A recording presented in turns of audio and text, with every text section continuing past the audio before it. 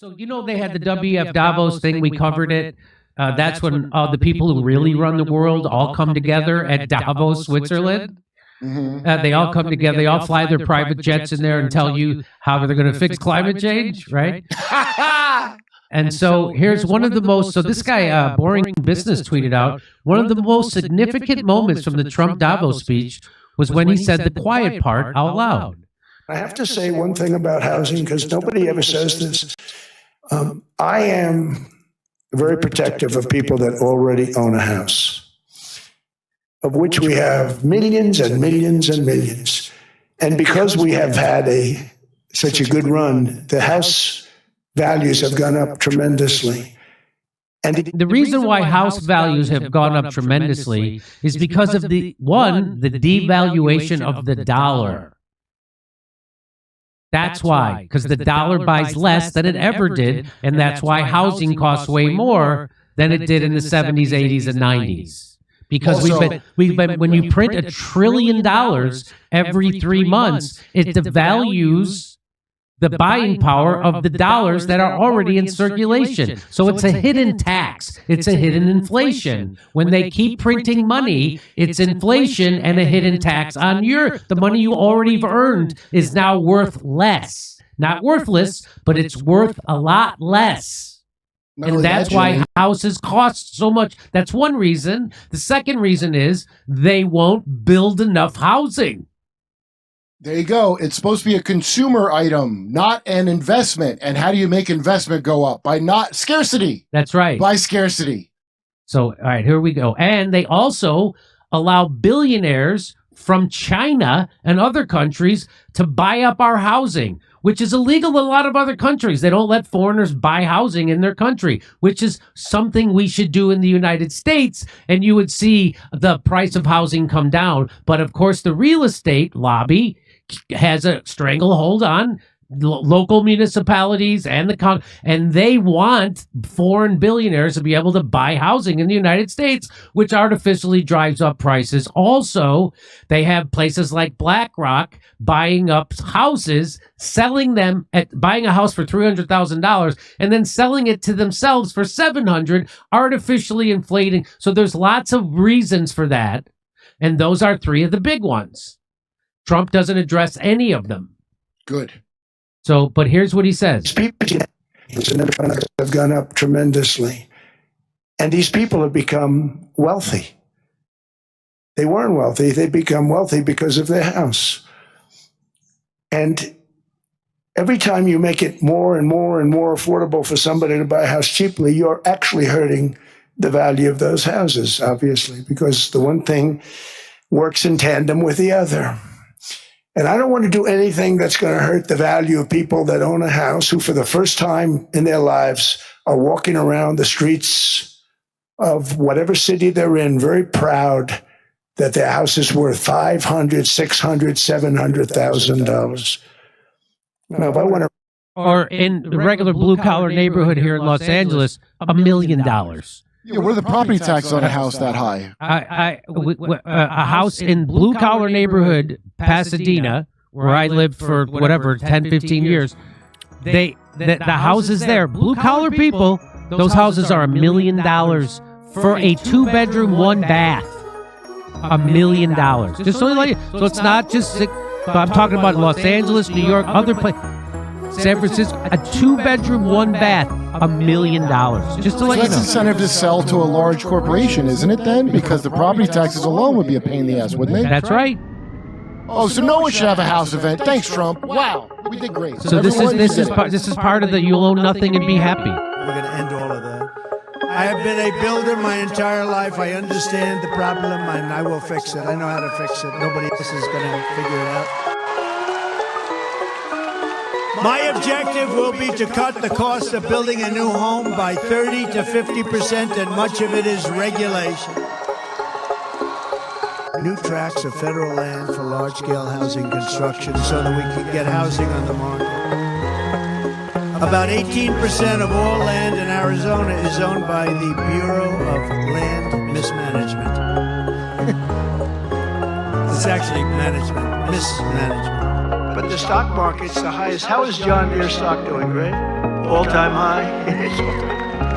Everyone, I don't have to even ask the question. I mean, I made a lot of people rich. Me, I just keep working. I made a lot of people rich. I made a lot of people rich that I don't even like. I got a lot of people that I don't like at all, and I've doubled their net worth.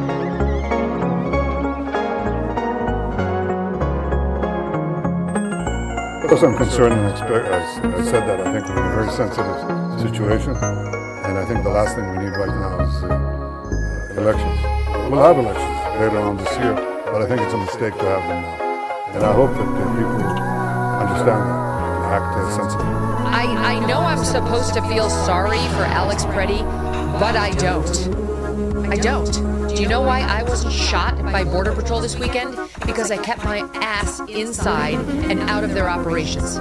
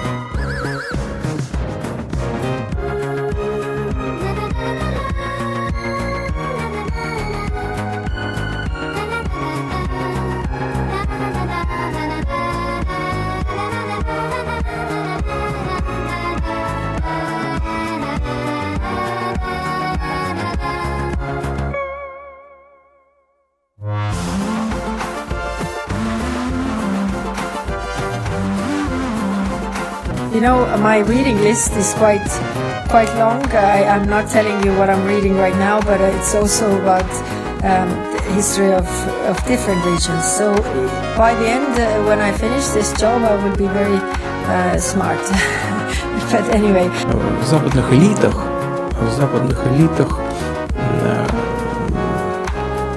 очень сильное желание заморозить существующее положение, несправедливое положение вещей в международных делах. Они привыкли столетиями набивать брюхо человеческой плотью, а карманы деньгами. Но они должны понять, что бал вампиров заканчивается.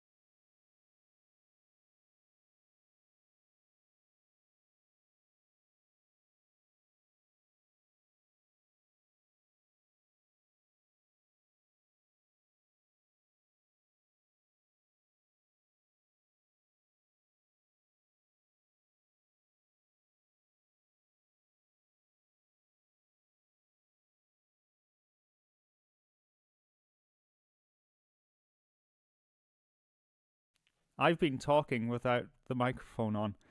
Okay, so that's just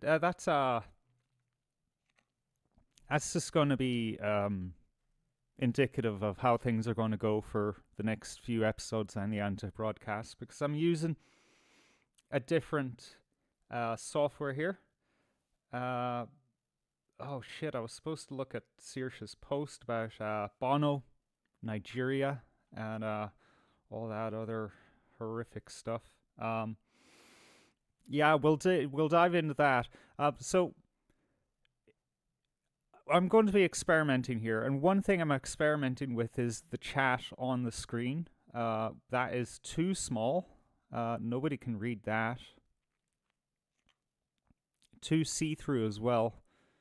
Yeah, I think that's big enough. I think that's okay. Depending on what it is that we're doing, we might not want the chat in the way. You know what? I'll work on that. I'll workshop that one, because I like to have the chat up in front of me. However, you know, I can't. This is why it was crap, according to a viewer last Saturday, because I'm juggling a few things here now. Also, it's a one-man research job now, so be gentle with me. We have, of course, Bono stuff lined up for you, courtesy of Saoirse and Aaron. We'll take a look at that. Also, more stuff coming out, just day after day, more Epstein-related stuff, like 4chan/poll. Yeah, we'll take a look at that.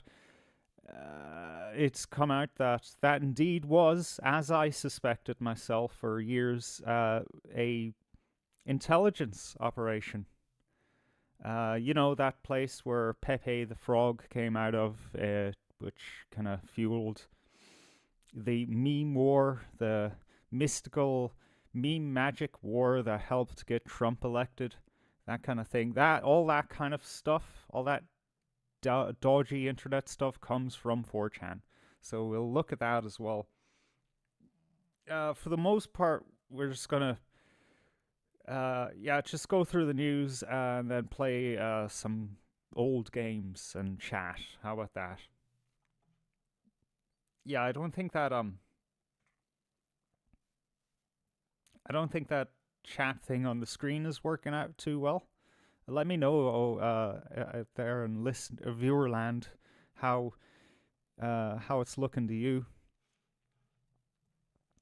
Let's see the chat. Welcome, Saoirse, Teresa, Frank. And we also have in the house Chuck. My usual posse. Mpat 100. Don't know if I've seen you before, but one statement from them. Burk is a psyop. You know what? I'm open to it. I'm open to Enoch Burk being a psyop, but it seems to be going somewhere. You know, for a while now, I was thinking, dude, just give it up. You made your point. You know, you made your pacifist point. You showed the country that law doesn't matter, really. The machine is relentless. However, it seems that there was a method to the madness. There was a reason why he kept showing up. You know, first to stay in the news, but I think on principle as well. But also to keep the legal battle alive. Because 2 teachers on the disciplinary board have quit the disciplinary board. Now, he tried to use that to justify an injunction against the school. The judge said, no, that doesn't help at all. It doesn't help your case at all. However, what it does help is it just shows that the rats are fleeing the ship. We saw that news come out there just a few days ago, or was it a whole week ago now? The Department of Education has said that they don't need to address pupils by their chosen genders or names. So the edifice is crumbling. The faith and certainty in the anti-Enoch Burk camp is waning. So he may actually win in the end. Unless, he's, as Pat in the chat said, a psyop. I would say that the whole Burke family is in itself a form of a psyop. Not necessarily organized by an intelligence community or anything. I think they might just be by themselves a psyop, just by their very nature.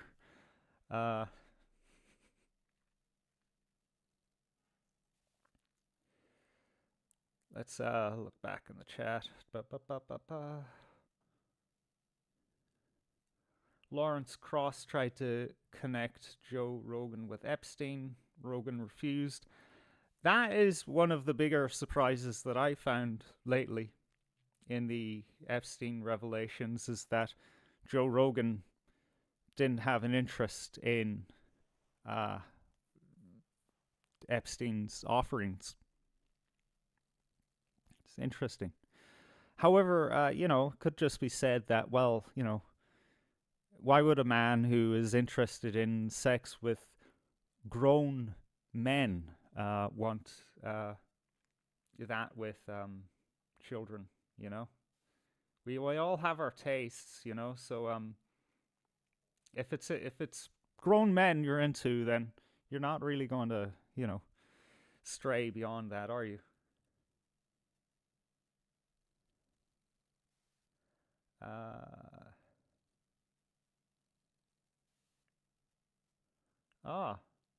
Teresa's saying the moon looks bright tonight. She was bright there for a few days now. It seems we've got a lot of overhead cloud, nothing to be seen here at this time of night. I would assume that it would be weaker, but maybe it has something to do with that crazy solar flare going on. Well, sunspot emitting several solar flares. The most active sunspot since, what were they saying? The sun cycle in 2013, I think.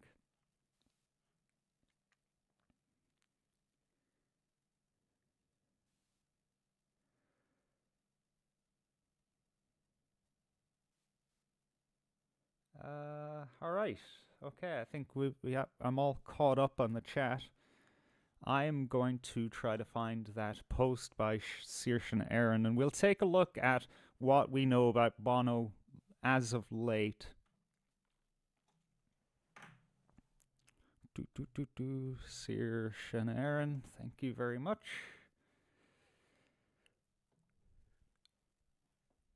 All I know about the post so far is that she's put in a good bit of work into it, so we know that we're in for something here. Okay, let's just give me a second. I'm going to switch around the. Yeah, I'm using a completely new software here, so bear with me, folks.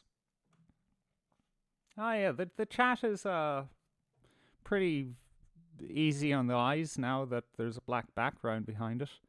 Maybe I should just make the background solid black. I'll work on that later tonight. All right, Ireland, share. Here's one you won't see or hear on mainstream media. Paul David Hewson. Is that his fucking name? Is his name really Paul David Hewson? Wow, that is a shit name. How am I this age and I didn't know that about Bono? Oh, maybe because I never give a shit about Bono, but still, that's crazy. Wow. Paul used his name to open doors to the global network of non-desirables. Brace yourself for this expose of the U2 frontman, connections to Epstein, Nigerian children, the WEF, UN, child trafficking. Philanthropy was the last thing on his mind after landing in Africa. Orphans and open borders are his speciality, next to Marina Abramovich spirit cooking. This damning account sheds light on the worst thing to ever crawl out of Dublin. I don't know about that now, Saoirse. At the very least, Bob Geldof is a solid contender for that one. Listen to the account of children that came face to face with him and the threats made to their family. Share, share, share. Okay, let's look at this, Saoirse. Thank you for the link. And it's muted. Because, you know, why wouldn't it be? And this is from The People's Voice. The title is Epstein Victim Blows Whistle. Child Killer Bono abused dozens of kids in Africa. While everybody was distracted by the winter storm in Minneapolis, U2 frontman Bono was accused of sexually abusing a 10-year-old girl and 12-year-old boy during a philanthropic visit to Africa with Jeffrey Epstein and Bill Clinton in 2002.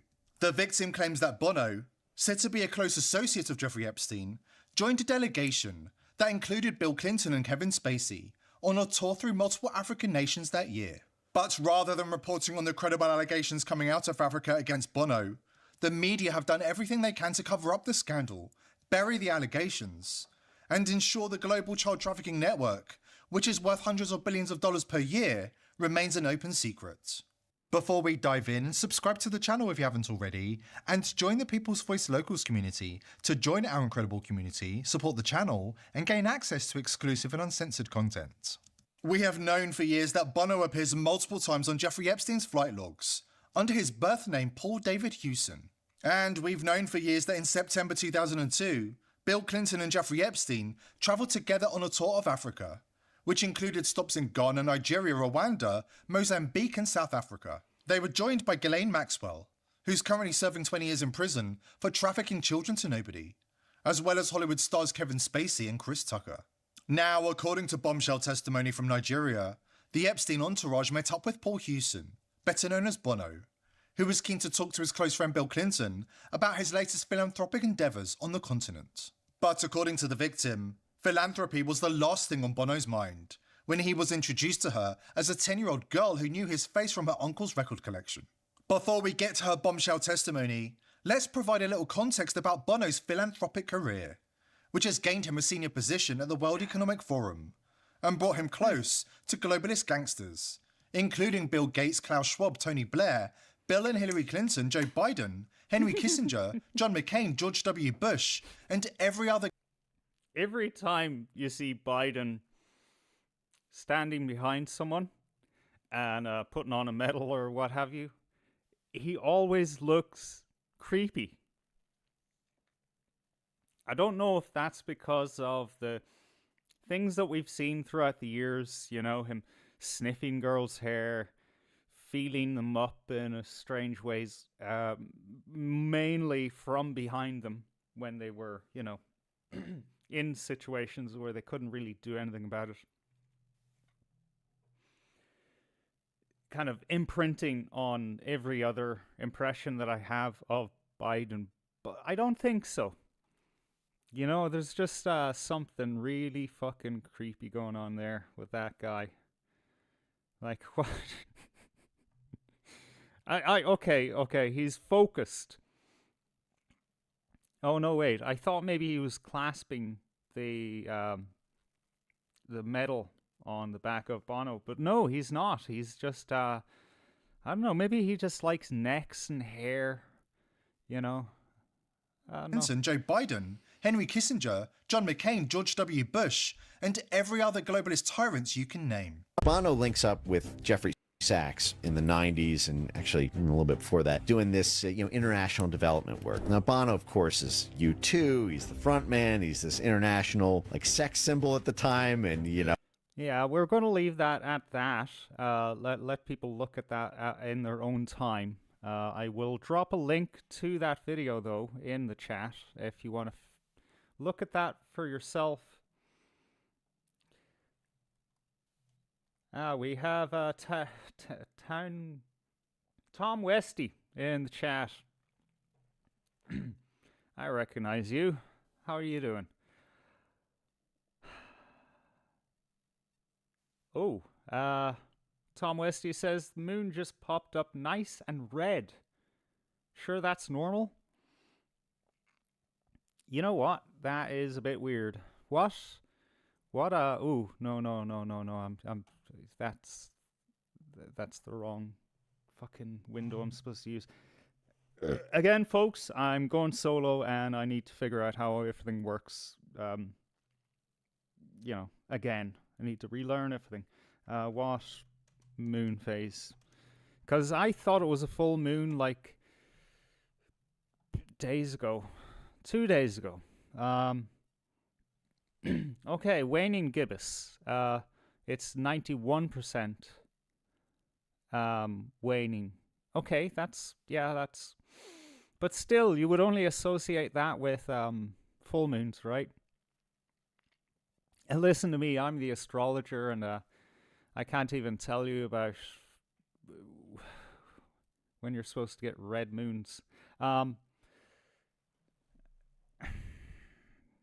Yeah, I'm thinking it's maybe something to do with that sunspot pushing some really powerful electromagnetic waves towards our way. You know, it can mess with the atmosphere. And it gets pretty creepy up there, you know. A lot of the times I saw footage there a few days ago of 4 moons over Moscow, simply because of the frozen ice particles in the air kind of refracting the light and causing a hologram, if you will, of the moon. Quite striking. Possibly AI, but I don't know. I've never seen it before anyway. Is the stream working okay for everyone? I have to ask because again, it's a new thing I'm doing here. I might not be getting it completely right here. Okay, let's look at 4chan. Right. As I've explained, this is the genesis, this is the breeding ground of Pepe the Frog meme, all the other kind of big memes that you've seen around 2016 that helped get Trump elected. It's debatable whether the meme magic, as they called it, which I think might actually have some truth to it, helped the election or not. But what can be said for sure is that it ruffled the feathers of, or seemed to ruffle the feathers of Hillary Clinton, who thought it was necessary in a speech to directly address these people and call them a basket of deplorables, which is such colorful language. Now, I've asked my shoddy, crappy AI to give me a list of some big stories from 4chan, because I think they were really big somewhere between 20 and 22 years ago. I was there kinda 3-4 years after it started, like 2007, something like that. I was really into the troll culture. People got together in a big swarm, known at the time as Anonymous, and we just tormented people online. We thought it was really funny. And you may have heard of Anonymous going forward with around 2008, going forward 2013. You know, the hacktivist, kind of the activist hacker kind of community, you'd recognize the symbol. It's kind of a circle with an anonymous figure in the middle and wreaths on either side. Anonymous, expect us. We do not forgive, we do not forget. That was after what they call Project Chanology, when someone put across the idea to the collective, to Anonymous, the swarm, let's go to war with Scientology, a religion that nobody has ever heard of before that point. And we all thought, yeah, well, that sounds great fun. Because although it was one of the many rules of Anonymous that we aren't, your white knight, we're not here to do great social justice. We do as we please because it's funny. That was the primary motivations. We did things because they were funny. But myself included, a lot of us had a social justice streak. We wanted to do good in the world. So we all jumped on that bandwagon, and then from there, it became popular and regular people joined, and then from then on, it was all just social justice activism, a kind of a mix between centrist and left-wing hacker activism. Okay, my AI assistant says, based on the search results and historical patterns, here are the most significant 4chan/poll developments. And poll is I didn't explain this very well, a message board on the 4chan website called Politically Incorrect. Never really looked on there. It was, it was funny at times, I guess. 2011, creation of poll after news was deleted for becoming too much like Stormfront. I didn't know that now. Stormfront, for people who don't know, was or still is, I think, like the original white supremacist, white nationalist forum that, probably back in the day, Justin Barrett was on, that kind of thing.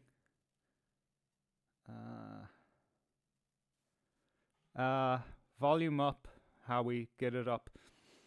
Okay, thank you for that. Thank you for letting me know that my volume is not good. Is that any better? I hate it. I hate when I'm talking away and I've recorded or streamed and the volume is shit. Sorry about that, folks. Should have kept an eye on that. Yeah, do let me know if it's working. So yeah, I guess the creator of 4chan, who, by the way, was the same all throughout, his name to us was Moot, M-O-O-T, and he had some shady fucking connections by the end of it. He had links later we found with Jeffrey Epstein, and I hear also that he went to work with Google after he stepped back from his role as administrator and owner of 4chan. So this is interesting. So Poll, Politically Incorrect, was explicitly designated as a containment board for extremist content. Thus the name, Politically Incorrect. 2014 to 2016, rightward ideological shift from libertarian origins to nationalist positions, with Pepe memes evolving from apolitical to political symbols. Yeah, I think that's just not very well worded, because if slash news was too much like Stormfront. I think it was safe to say it was fairly right-wing all along. So yeah, this is just giving me a timeline of polls. Sorry about that. So 4chan, it's important to know that this is a type of board that was copied off of, at the time, the most popular message board system from Japan. And you know these types of people online who have an affinity with Japan, colloquially known as weebs. So they thought, well, I can't be posting on a Japanese-only board because they don't speak English. Let's have one of our own. And 4chan was born with the option to post anonymously. Of course, there's no such thing as being anonymous, really, on the internet. If someone wants to know who you are, then they can certainly track you down. But that didn't change the fact that most people thought they were anonymous. So this led to very bad things. People would use Poll to exchange copyrighted material as well as CSAM, child abuse material. And from what I read back in the day, I think it was on Encyclopedia Dramatica. I'll try to find a Wayback Machine copy of that ED article at the time that I read it, because it was a very frank history of Anonymous and 4chan. But the troll group that I would later join 3-5 years later, I had no idea that its origins were people trading this kind of material. So it would really kind of paint the picture as to how such a intelligence operation could be run through that website.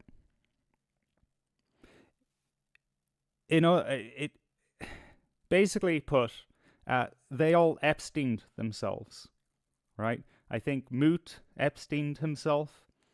I think several people operating under the anonymous username Epsteined themselves, and just speculation, just putting this out there. They got a visit. More audio. I don't know what I can do for you. I really don't know what I can do for you. Ah, jeez.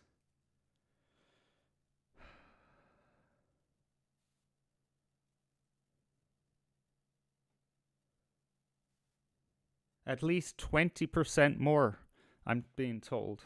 Ah, jeez. What am I supposed to do here? What is wrong with OBS, exactly? Fuck me sideways anyway. Give me a moment. I'm going to figure this one out because it's driving me up the fucking wall. I have my microphone gain all the way up, and I'm told by viewers that it needs to be even louder. This is always a fucking problem with OBS. How do I amplify further? Alright, ChatGPT will figure this out for me.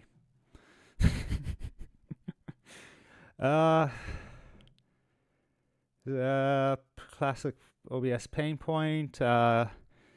Too quiet before OBS, not just inside it. Yeah, but it's always been fine. My microphone has always been fine. jeez Louise. Okay, give me a second here. I'm going to implement the suggestions that it has for me. I think there should be a gain. Yeah. There's a... Yeah. Oh, Jesus Christ. Okay, sorry. Did I deafen anyone out there?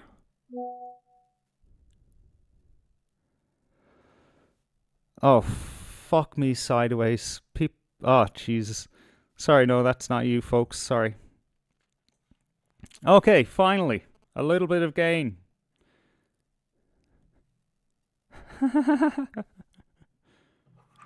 My microphone isn't positioned wrongly. Earthlink Records. Thank you. Because the microphone has been positioned in exactly this space for nigh on 11 months. Okay, it's OBS. It's just the way it picks up the microphone. But thank you for your help, guys. So on Facebook, I have my birthday set to the 4th of February. Every year, family and friends think, oh, it's his birthday. I'll send him birthday wishes. No matter how many times I tell them, no, sorry, it's not my birthday. I'm not telling you this because, I think my life's just fucking fascinating. This is actually the anniversary of Eclectic Vibrations Radio and the show The Anti-Broadcast. Check out evrn.net. The radio stream is no longer working. I've nixed that for now. I'll return to it one time in the future when I can buy a broadcasting license again. Frank Barron, thanks. So, yeah, fuck me. 14 years. 14 years on the air. So, yeah, say happy birthday to EV Radio. Say happy birthday to the Anti-Broadcast. I'm glad to be on air on this beautiful day. Let's make it some fun. Let's talk about psychological operations and abusing children. So 4chan, yes, everyone Epstein themselves. That's my going theory. They were approached by FBI, CIA, whoever is running that shop over there. It's just been the nexus of a lot of the news that comes out of the internet. Like one of the first times that polite society recognized that the internet was a thing was thanks to 4chan, because of this crazy mob that runs around everywhere, causing terror for, helpless people. There was Fox News affiliate made a cover story about it. If you are familiar with what's that? Chris Hansen, To Catch a Predator. He was popularized big time by 4chan and later Anonymous and Poll, whatever you want to call it. It's all one organization, really. All one phenomenon. Social phenomenon.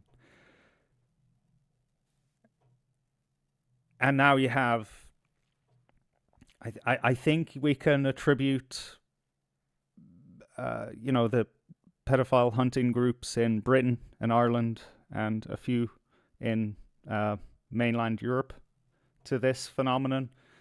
But definitely the American pedophile hunting groups we can attribute to that.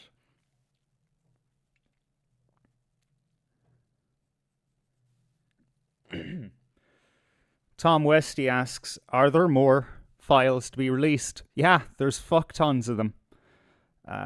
They're still putting them out in phases. This is for multiple reasons. You know, they'll tell us on the surface that it's because they need to go through them and redact the correct parts of them. But this is also to just drip feed so that, you know, our minds just aren't blown completely at once and we, you know, riot. Frank Barron, it's Howard's birthday today. Everyone wish him a happy birthday. Oh, Jesus Christ. Oh, is that going to be a running joke now? But no, actually, I only brought this up because I saw a little message in the corner of from WhatsApp. My own fucking cousin, who I know on a regular basis. I meet him, and we're close. We're probably the closest cousins in my whole generation. And he fucking texts me and says, "Is it your birthday?" Fuck's sake, man. You know, I know you're going to say, oh, you know, men, you know, we don't really, you know, remember each other's birthday. Yeah, we fucking do. He's just like that, you know. Right, so what else do I have to cover on 4chan? Well, like, yeah, back to the whole idea that this is, you know, a culture-shaping engine. 4chan Anonymous. Just look at this psyop that they run on the feminists a few years back, where they came out and said, yeah, so I'm going to just period on a seat in public transport, you know, without a you know, tampon or sanitary pad or anything like that. Because, you know, I'm feminist, and this is me asserting my femininity in the world. And then the feminists took that and they ran with it. They started to do it themselves. And they looked like fucking Muppets.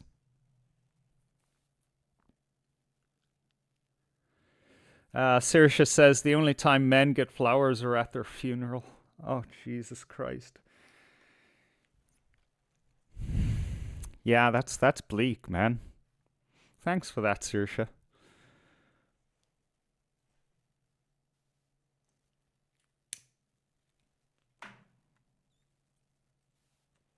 All right, let's go through the news. I might pack it in early.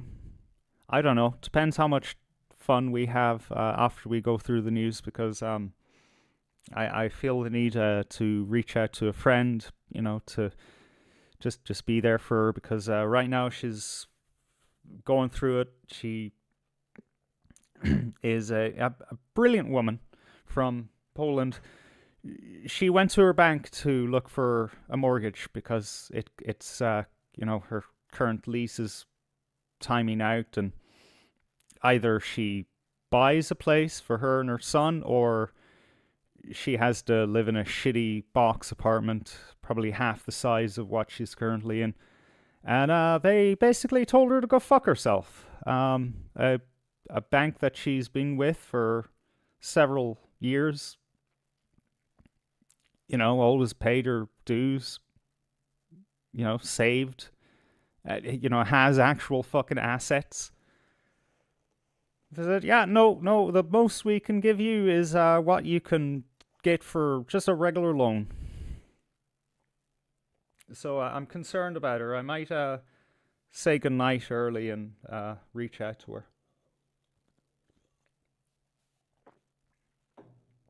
Saoirse said, it's true, so let us wish you a happy birthday.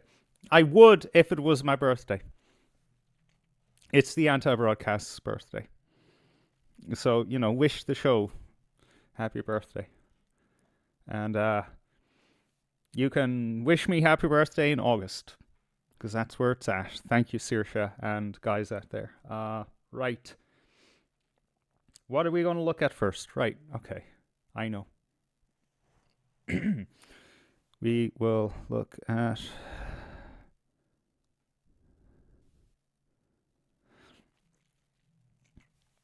good old Enoch Burk. It's been 3 years now. Coming up on 3 years. The bugger just won't give up. Enoch Burk calls disciplinary appeals process a shambles after 2 members resigned from panel.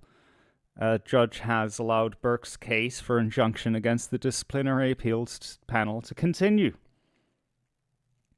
2 members of the disciplinary body deciding on whether Enoch Burke was fairly dismissed from Wilson's Hospital School have resigned, the court has heard. Whether they resigned from the panel or they resigned from their positions is not made clear in this article. Because that kind of changes things, don't you think? If they just if they resigned outright, that's a huge statement right there. A judge today allowed Burke's case for injunction against the disciplinary appeals panel to continue despite the resignations, saying that it did not materially affect his case against the body. Burke told the court that the DAP was a shambles because of the resignations, adding that its members were now able to avoid questions he raised about a panel hearing into his dismissal on last December. Yeah, that would fucking do it, right? That would stack an appeals panel against you. Is if you can't interrogate your accusers.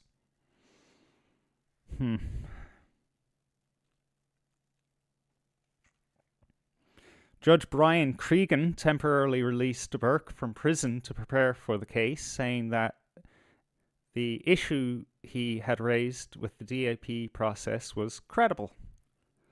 Burke was dismissed from his teaching position in 2023 for gross misconduct following a series of incidents, including interrupting a religious service and confronting the school's then principal. Confronting? Does anyone remember any of this, by the way? Does anyone remember what religious service he interrupted? What was the nature of him confronting the school principal? It sounds kind of like, so what? Okay, he confronted the principal. That's what employees do to their bosses. You would hope so. You would hope an employee can confront his employer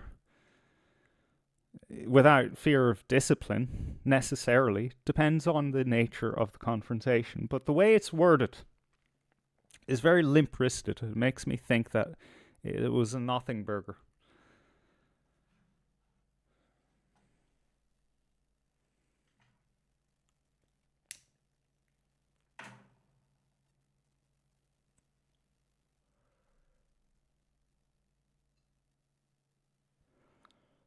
He maintains that he was unlawfully dismissed and has argued that he was entitled to attend at the school as his place of work, despite court orders barring him from the grounds.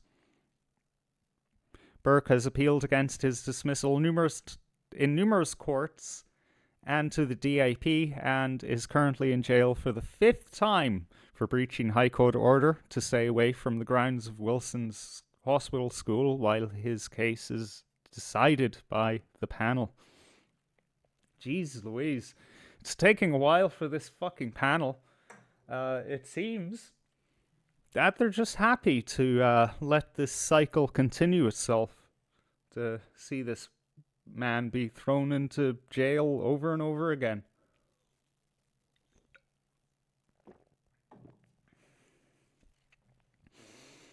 You would say it's almost cynical.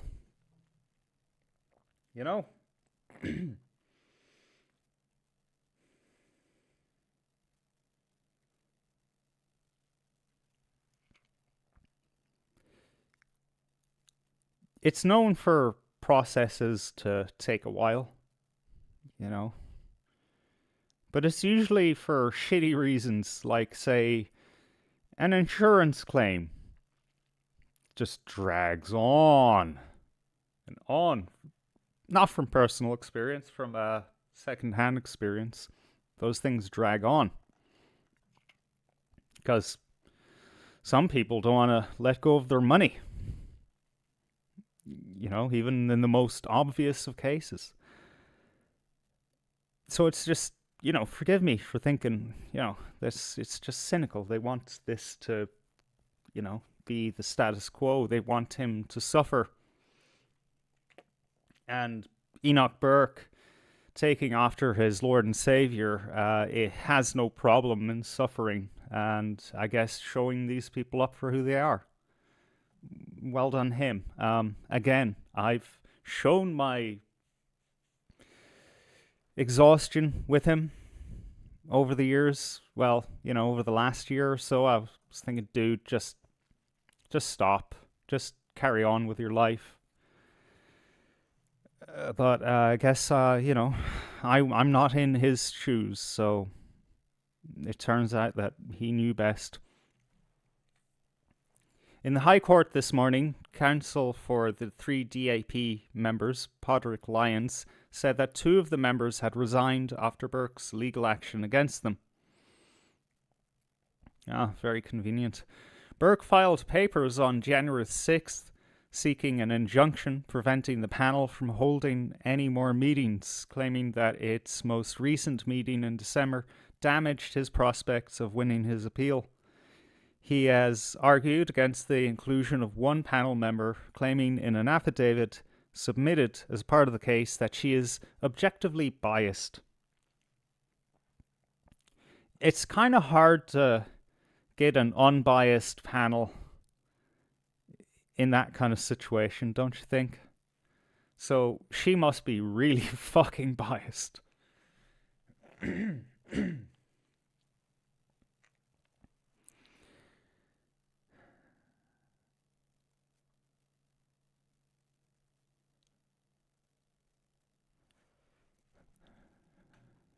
The teacher has argued that the member is not suitable to decide on his case because she was vice president of the Association of Secondary Teachers in Ireland, ASTI, when advice was given to schools to use the pronoun that a transgender child wishes to be used. The panel temporarily agreed last month not to meet again, as it wished to respond to the allegations contained within Burke's affidavit. Oh, you know, at least they have some kind of fucking sense. Lyons said the 2 resignations, which did not include that of the ASTI member, would potentially avoid a protracted legal challenge and therefore expedite the process whereby the DAP could determine Burke's appeal against his dismissal. That was a mouthful. He therefore called for the injunction application to be dismissed because the issues raised were moot.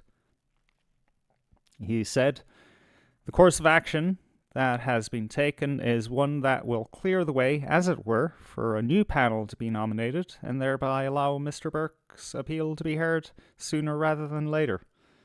However, Burke, who appeared in court via video link, said the DAP was a shambles and that there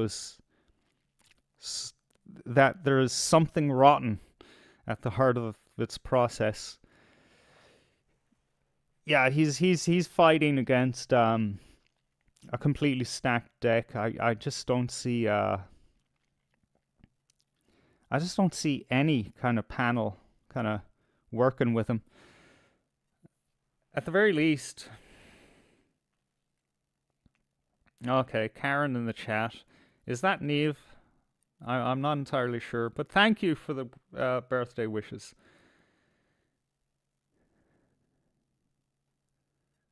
Oh, okay, it is Neve. All right, I understand. So that's where he stands. Anyway, he can continue with his injunction process according to the wonderful judge who is just so very accommodating. Jesus, it's time to just let that man just get on with his life. Now, I've been keeping track of what would you call it now? I don't know, this horrific fucking spate of product recalls in this country specifically. I don't know whether it's common abroad, but I don't see it in the news. I don't see it popping up on any other news sites. There's something going on here in Ireland. Now, we produce baby formula for Nestle. Now, if you're familiar with Nestle, these days, you would know that they're not just the people who make the nice chocolates. They are more like the fucking Death Star. Not so long ago, the CEO of Nestle decided on behalf of the whole human race that water is not a human right.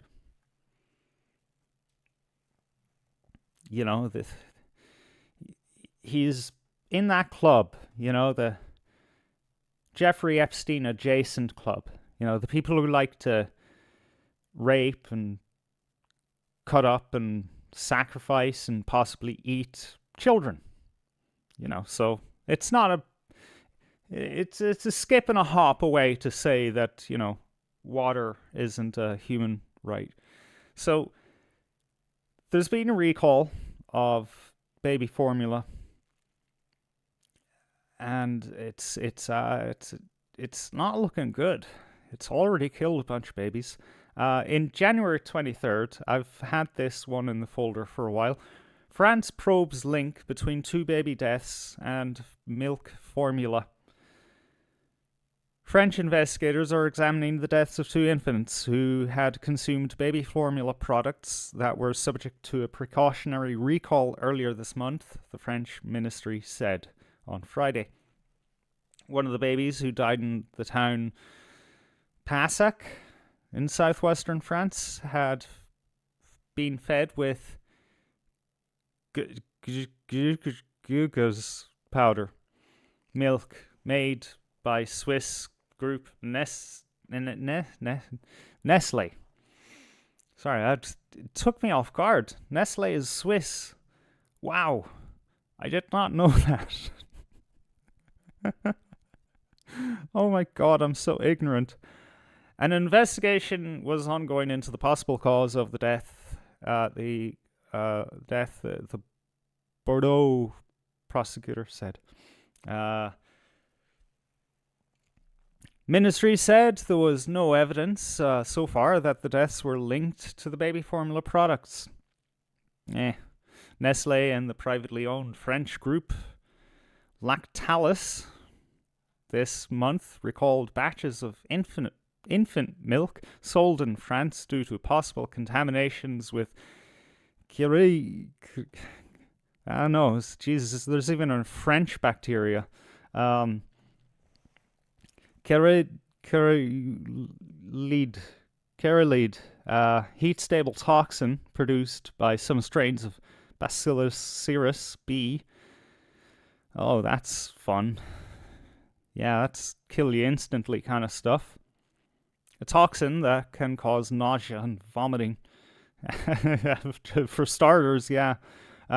Writers could not immediately establish what infant formula the second baby had consumed. So they don't know anything, but they think enough that they say that it might be Nestle, but they're not saying it's Nestle. That's fantastic. Thank you very much. But it just gets worse. It gets worse, folks. This just in, Nestle extends recall because, That's reasonable. You know, the chances of that are just large. Just baseline large, you know. Recalls happen every week. Nestle is extending its recent product recall in Ireland to include an additional batch of its SMA in first infant milk. Okay, from here on out, I'm not calling it milk. Sorry. I'm not in this cult where I'm opening the franchise up of milk where, you know, you mash some nuts and you run water through it, and then you call that stuff that comes out that should be used to lubricate machines milk. Milk is something that a mammary gland produces. Doesn't come in a tin unless it's what do you call that? Yeah, they have a special name for it when you get the milk powder. Tasty stuff. This recall is associated with a contaminated raw ingredient, which was also implicated in the recent recalls of some batches. An ingredient, Ara oil, which was manufactured in China, because we've, gotta blame the Chinese, was contaminated with the toxin I mentioned. Base powder, blah, blah, blah. Great, okay, so here is the batch code for anyone who, might be feeding their children this crap. 533903446AB. And look, it's completely understandable that, not every woman can breastfeed her children for whatever reason. Although if one can, one should. And if you can, then please just stay away from this fucking dross. I would recommend finding something that's made of fresh ingredients to give your child. I've never been a parent, so I can't advise on what would be an alternative to milk products.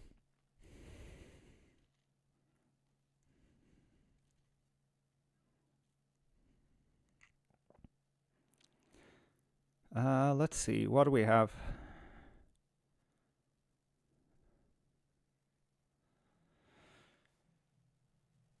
Let's go for some comedy news. Oh, this is great. Yeah, thanks Mirror. Yeah, that's the way you design a website, you fucking gobshites.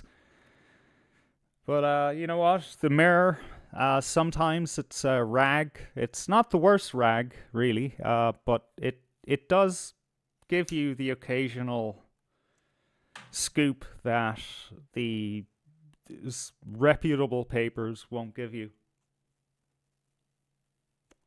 Mary Lou McDonald accused of NIMBYism as she opposes 249-bed student accommodation in her constituency. I mean, oh jeez, that is unfortunate. That is unfortunate.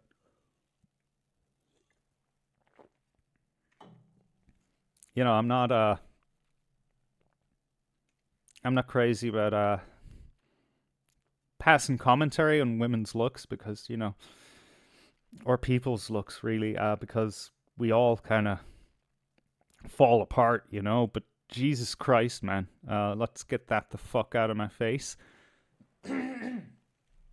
Look, we're all guilty of NIMBYism. Sorry. It's just the law of the land these days. We only give a shit when something comes to our front door and we don't want it. You know, if it's built in some remote area or in someone else's town, we don't hear about it. And if we hear about it, then we probably don't care about it. At least not enough to, help our neighbors oppose it. You got it over the last 2 years or so. Irish people would travel from town to town to help each other resist iPass centers or things that looked like they could become iPass centers.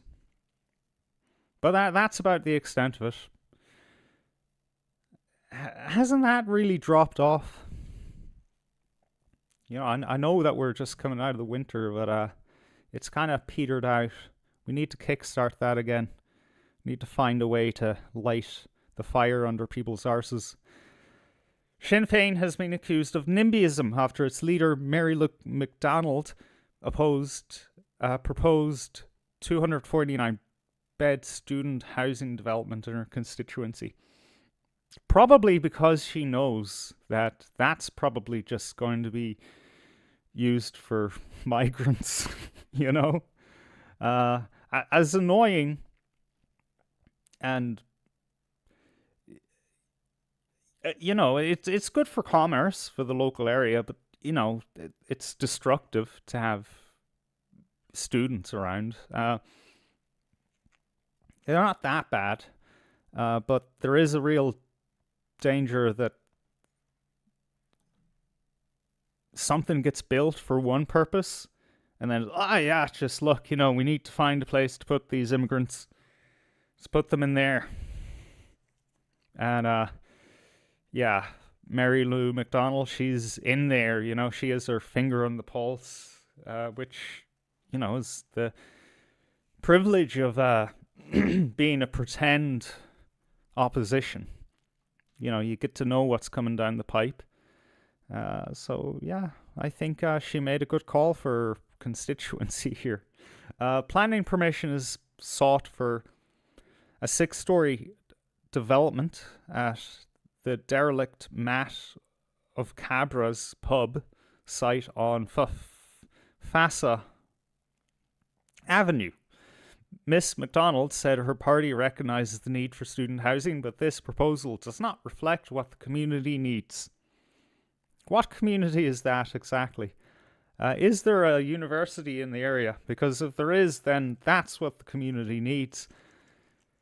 So I think the argument for NIMBYism is definitely strong in this case. She said the site is far better suited to social and affordable homes for workers and families. When's the last time you heard of Sinn Féin? Of course, they talk the talk. But, they've never been responsible in any way whatsoever for organising the development of housing for families and workers. And I highly suspect that's just a key word for the new Irish.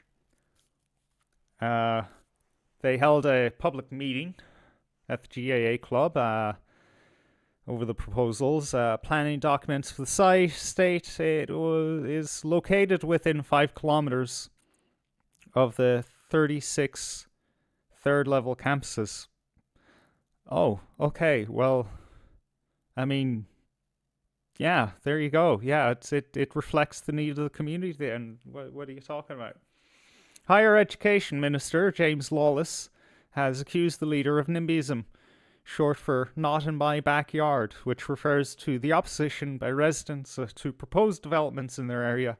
Miss MacDonald's opposition to the student accommodation comes as her colleague, TD for Clare, Donna McKitkin, slammed the government for only delivering 652 student bed last year, down 54% on the 1,430 built in 2024. How many fucking students do we have? I get that our population is growing. But Jesus Christ.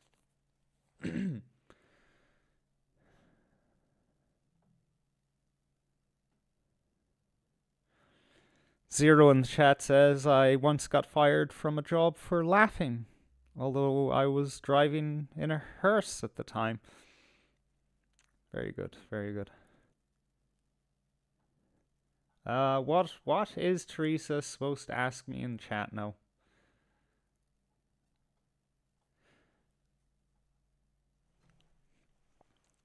I do forget to check on the chat, and honestly, this chat display on the stream isn't really working out, guys, is it? Let's try modify it a little.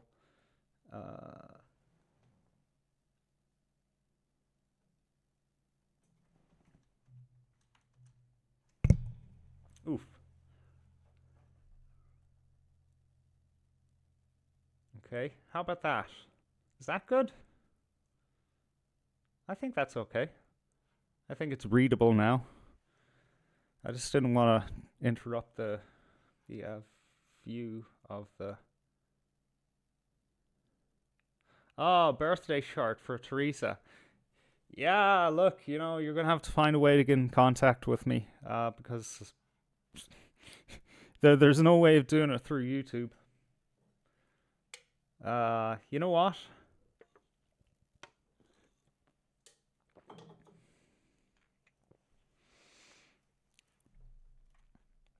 I don't know if, Saoirse, if you have connection with Teresa. So the story with that is, I read astrology. I do excellent astrology readings. I drill right down into what is the most intense transition that is going on for the client at the time.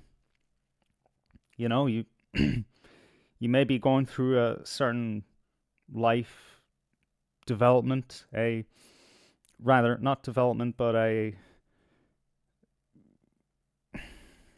fuck me, what's that word? When you pass a threshold, and you know, it's like a checkpoint in your life, really.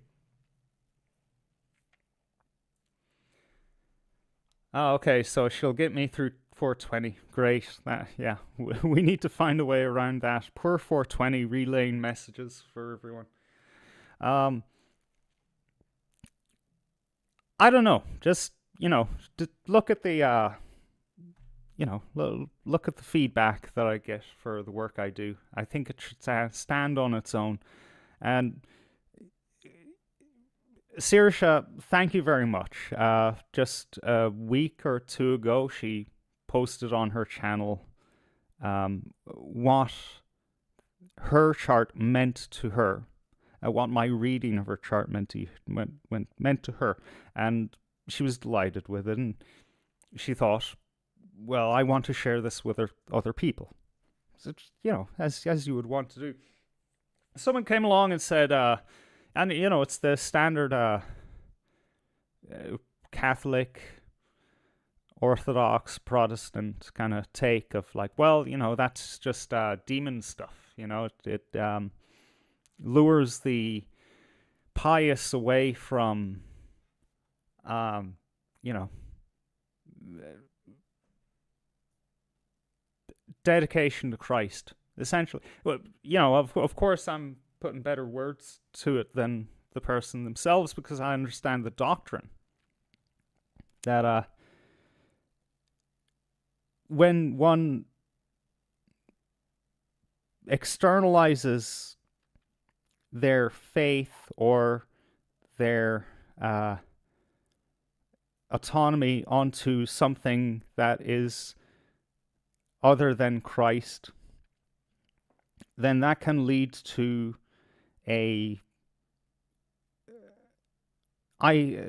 basically idolization, a worship of, say, the stars or the planets. This absolutely happens. If you want an example of that, just look at your average fucking new age astrology website, you know, where you get the horoscopes every day, every week, every month, or whatever. That's all shite.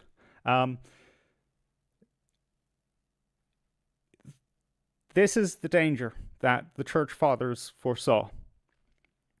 They saw that the average person isn't spiritually developed enough to recognize that the stars don't determine your fate. Only Jesus does. So they thought, well, as useful as this science is, we can't just let the peasants just willy-nilly use it for themselves, because they'll get confused. And that has been the human experience for the thousands of years that Christianity has been around. However, I think that we are adult enough now as a civilization, as a species, that we can take it for what it is, and we can empower our own self-knowledge with it and go about our day. We don't have to go looking at our horoscopes to check if, you know, this planet is in retrograde or what have you, or what sign the moon is in. Those are all very potent things. They have effects on the world that we live in. However, it's not useful. It's only useful to distract yourself from your own agency in the world. And that's just not the bag that I'm selling. So if you come to me looking for, when am I going to get this promotion, or when am I going to be able to sell this house, or what have you, I can answer those questions, sure. I don't intend necessarily want to. What I do and what I excel at is revealing to you sides of yourself that may have been left in the shadows, because we live in a world of ignorance. And the first casualty of ignorance in this world is our very selves, how we operate. That's why you have so many people just going about the world, banging into each other, creating all sorts of chaos for each other, being almighty dicks, selfish, confused, because we don't understand ourselves. And another effect of that is that we think that the way other people treat us is somehow our fault, because we, again, don't understand ourselves. And that's a big, big tragedy. Because then we start trying to change ourselves to accommodate others, instead of, you know, being confident within our own nature, which, you know, is God-given and can't really be changed. We can't change who we are. We can develop who we are, but that, again, requires self-knowledge. So this is what I like to give to people. There's an amazing feeling of peace and alignment and feeling of possibility once again in your life when someone sees you clearly for who you are and tells you, this is why you feel different. This is why you show up in the world in a way that others don't, because we all do. And there's nothing I love more in the world than sharing that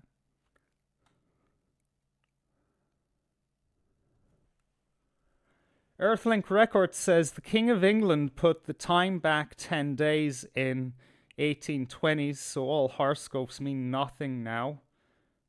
I don't think that works that way, buddy. No.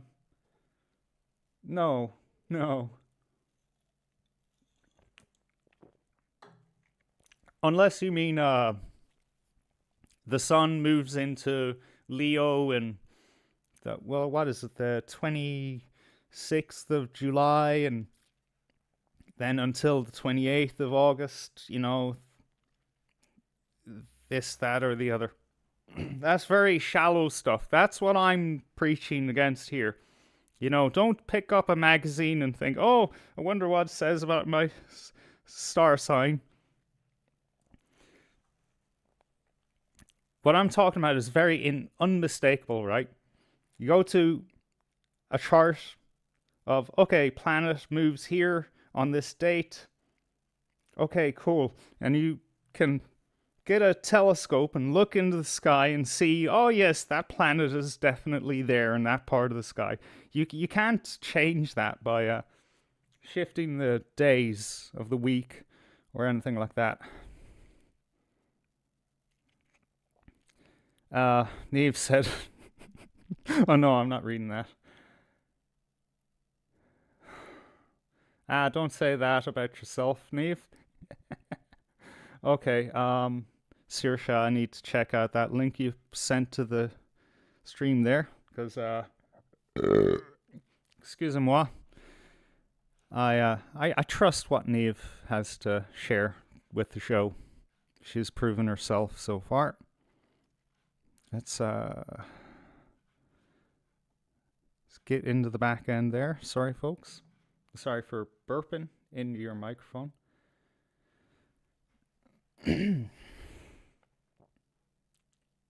Where's that link? All right, there we go. Okay, that subject can take a back seat for a second. What has Saoirse sent me? Ah, brilliant. Okay, this is your glowing review. Thank you very much. I will forever appreciate that.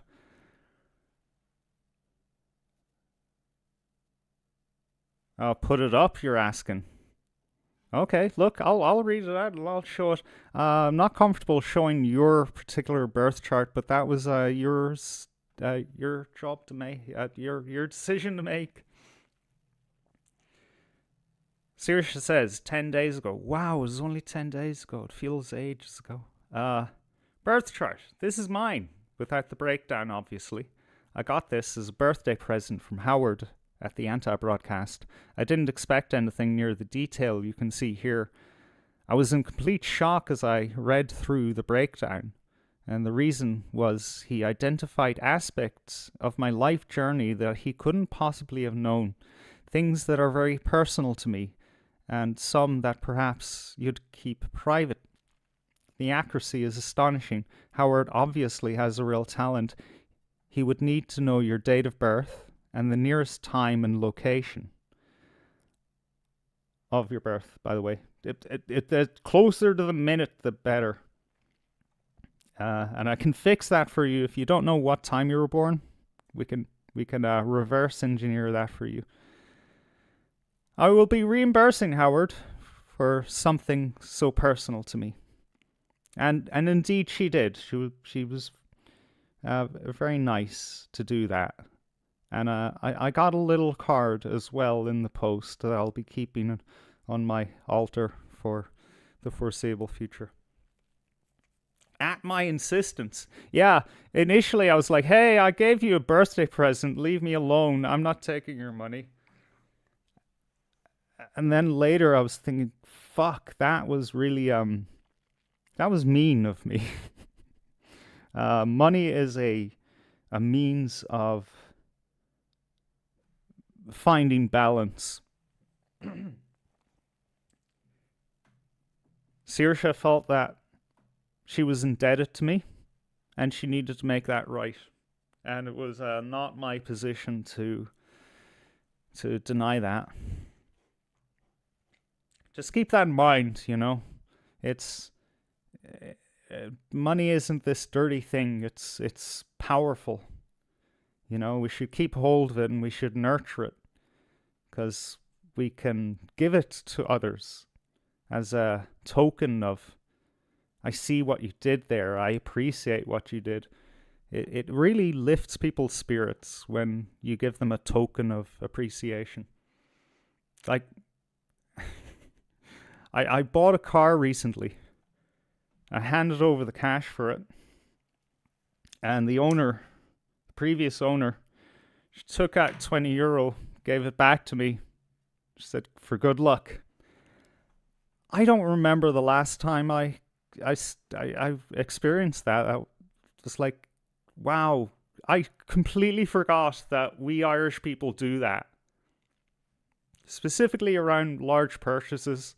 Someone, you know, pays you X amount of money for a car or anything. Just hand them a note back and say, "There for luck." These little things we do. Fucking beautiful. Yeah, she attached a link in the post to my channel, which is, again, very much appreciative.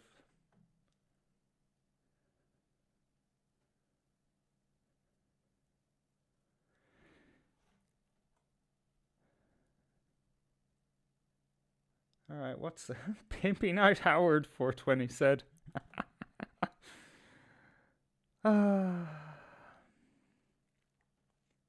Very funny. All right, let's carry on with the show. Enough self-promotion. But I would hope that it didn't come across that way. I just think that the world is full of so much wonder and so many tools to help us in this tough journey that is life, you know. It's a tough one. And it doesn't need to be so mysterious and such a slog and so painful, you know. Of course, life has suffering, but again, you know, would you live your life without knives and forks and spoons if you had the option to use them? And it's all free as far as you are willing to learn about it, especially in the age of the internet. Basically, most of the information you want out there is free. It's a wonderful world we live in.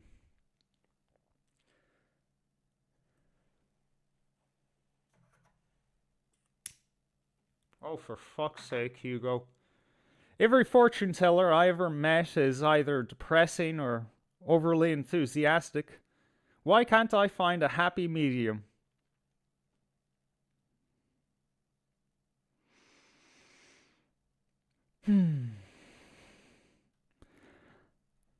I thought that comment was serious until the punchline. Always catches me out, that Hugo does.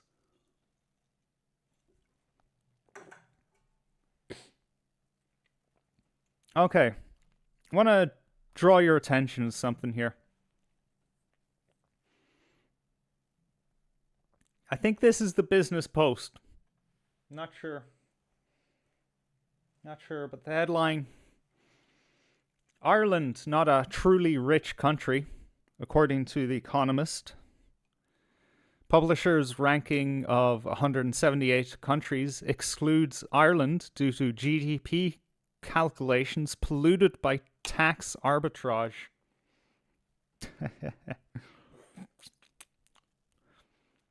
Okay, I suppose that's an option. You know, you could parse out the offshore tax revenue, right? And then rank us. But I don't think that would look good. I think The Economist doesn't want to quite admit or let us know just yet that we're not like, what is it, the second richest country in the world or whatever, or in Europe. You know, a claim that started to be circulated around like maybe 5 years ago, maybe earlier, that when everyone I know anyway, when they heard it, they were like, ha, yeah, right. They would rather just leave us out of the ranking altogether. That in itself should tell us something. I really like this post because it says it all. And I believe that there might be a reason to it. The idea that we aren't as well off as our media has portrayed us to be in the recent years has only begun to materialize in our papers and regime mouthpieces. This should be major alarm bells for how badly things truly are. They admit this as fact simply because they cannot hide it anymore, which leads me to wonder how much worse are they willing to let it go. The bottom line, Irish families cannot live in Fianna Fáil or Fine Gael, Ireland. Fine Gael, Ireland, sorry.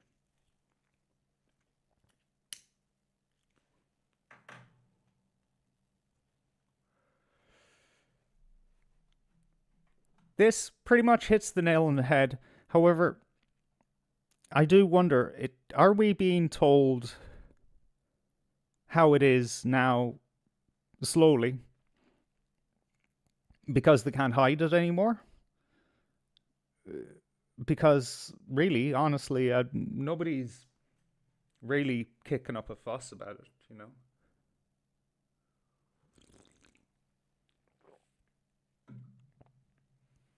You don't have like riots in the streets like you had in Greece, you know? You don't have protests almost on the daily like there's in Paris. Like riot protests, angry protests. The Irish are very accommodating when it comes to open secrets.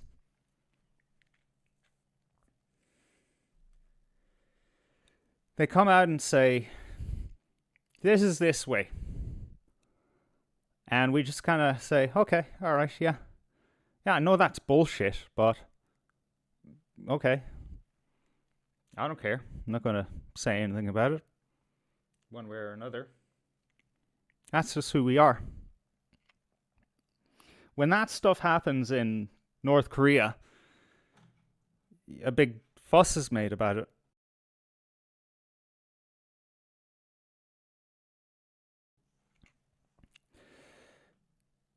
But when it happens here, it's just like, no, this Ireland, it's one of the democracies, you know? It's okay. It's safe. It's a safe democracy. Everyone gets their say and the truth is told at all times. So I don't think they need to finally admit, oh, okay, guys, all right. You caught us. I think it has something to do with Epstein. You know? I know it's dodgy, right, to kind of turn around and say, you know, this thing is connected with Epstein and that thing is connected with Epstein. But you know what? Maybe I do have Epstein brain, like a lot of people do in the past week. But I'm beginning to think that some things just don't fucking stack up, you know?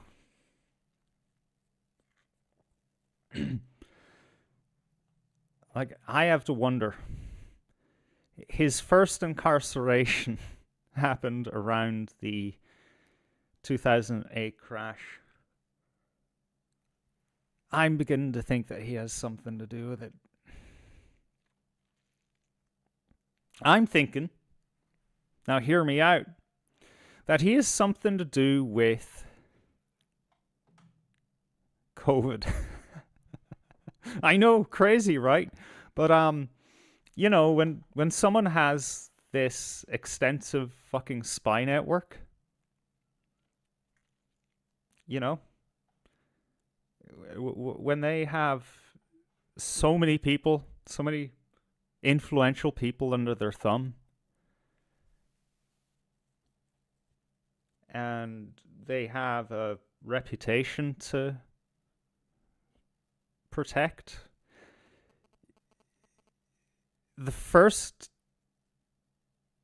time that Epstein ended up behind bars the second time he ended up behind bars was 2019. You know? And I guess we were just too distracted with this whole thing of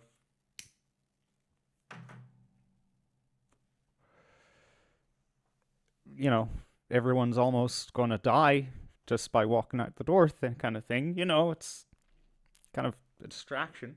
And distractions are what these people are great at. That's all I'm going to say. I wanted to touch on the interview that he gave. Now, this is a documentary. If memory serves. Before we get into If memory serves, this is a documentary, or part of a documentary, by Steve Bannon, who wanted to rehabilitate Epstein's image.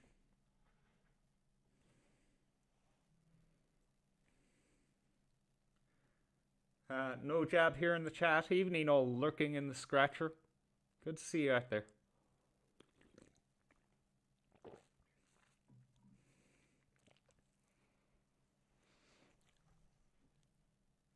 And you don't worry about that, Neve. You talk how you like to talk.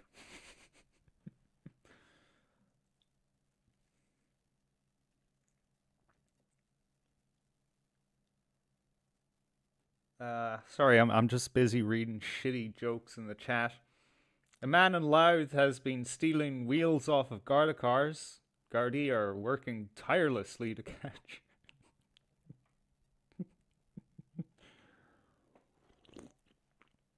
Okay, one thing I will say about Epstein is that I did not see him in my mind. You know when you have an image of someone in your head? Actually, you know what? One sec. I'm going to demonstrate this to you, right? Look at that, right? Oh, hang on. No, you can't see it. Oh, fuck. I'm just learning to negotiate this new layout. Look at that. That is I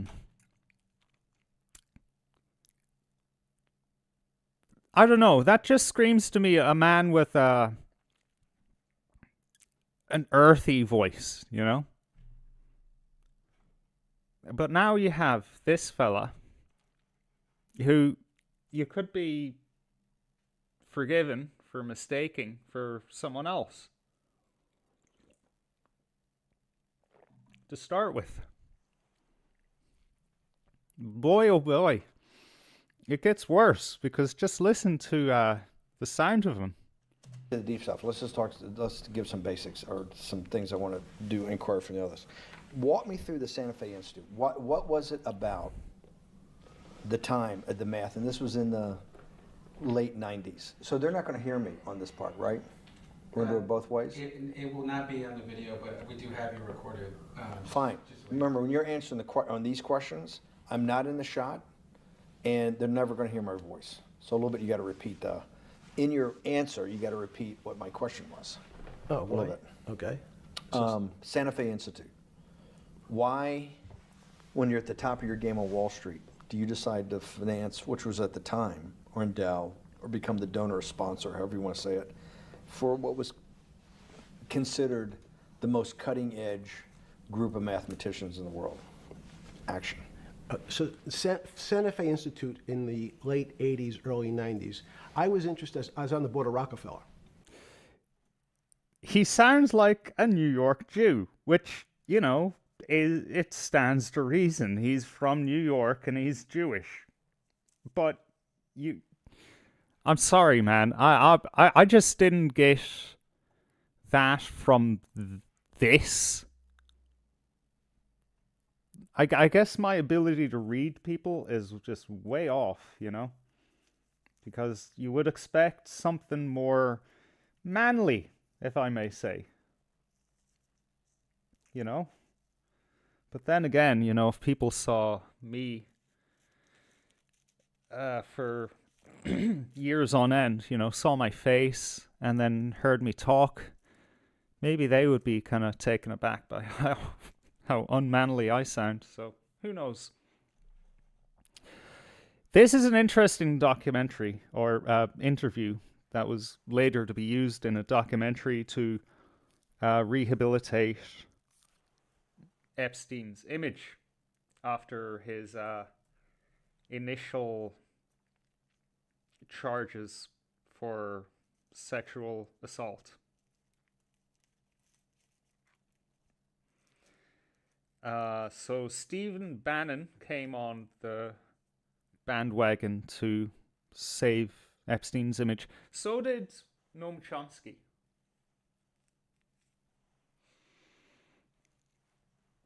Now, I think it was CoffeeZilla. He is known on YouTube for exposing cryptocurrency scams. Mostly scams by what would you call the new elite, the new celebrity, like the Jake Paul, you know, those fellas. Jake Paul and who's his brother? But the Pauls, they run mad scams. They're currently in serious litigation with CoffeeZilla over those scams. I think it's Jake Paul who's trying to clear his name by taking legal action against CoffeeZilla, but it's just turned out that he's just exposing himself even further. So, CoffeeZilla, very big for this kind of stuff. Also, he very big for following the Epstein file stuff. I don't know about his motivations or how accurate he is. However, he made a brilliant observation. Even outside of the context of the documentary that this interview was supposed to be a part of, it's already doing its job. It's showing Epstein as this kind of mild-mannered, brilliant, misunderstood man. But then also, it's doing another job, which is that, oh, this insider, he's telling us the secrets. What are those secrets? Well, he spoke about the 2008 crash. Like, that is some kind of fucking mystery. I mean, yeah, okay, people didn't get the, you know, the full scope of what happened in 2008 that led to the devastation. But he neither explained it in this interview. It was all very disjointed. I think just by the mere fact he mentioned this and his role in it is enough for people to be swayed by it, for his image to be laundered.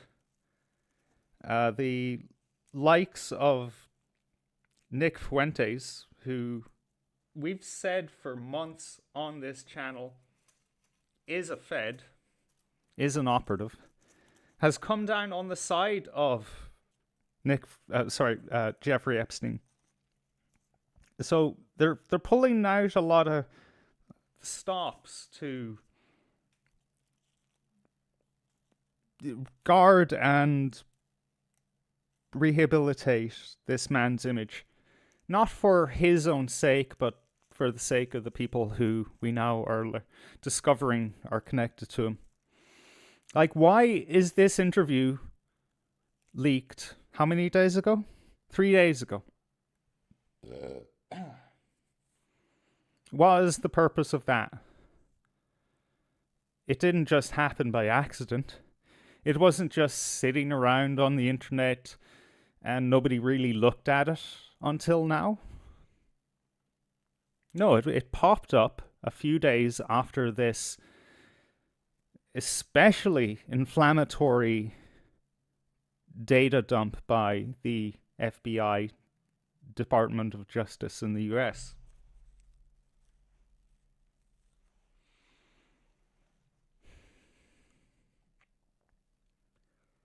As for his role in 2008, going by what he says alone, very vague.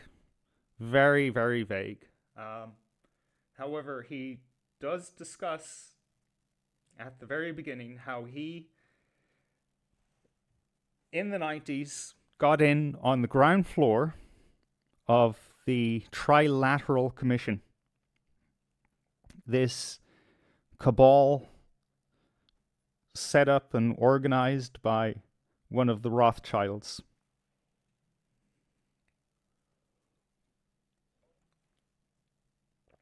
Rothschild saw something in Epstein, you know, a much younger man at the time.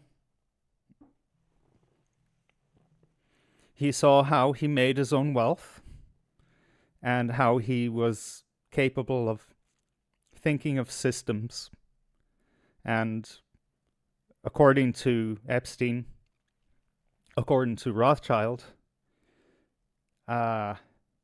this is what the Trilateral Commission was built to address, is the fact that we live in a huge world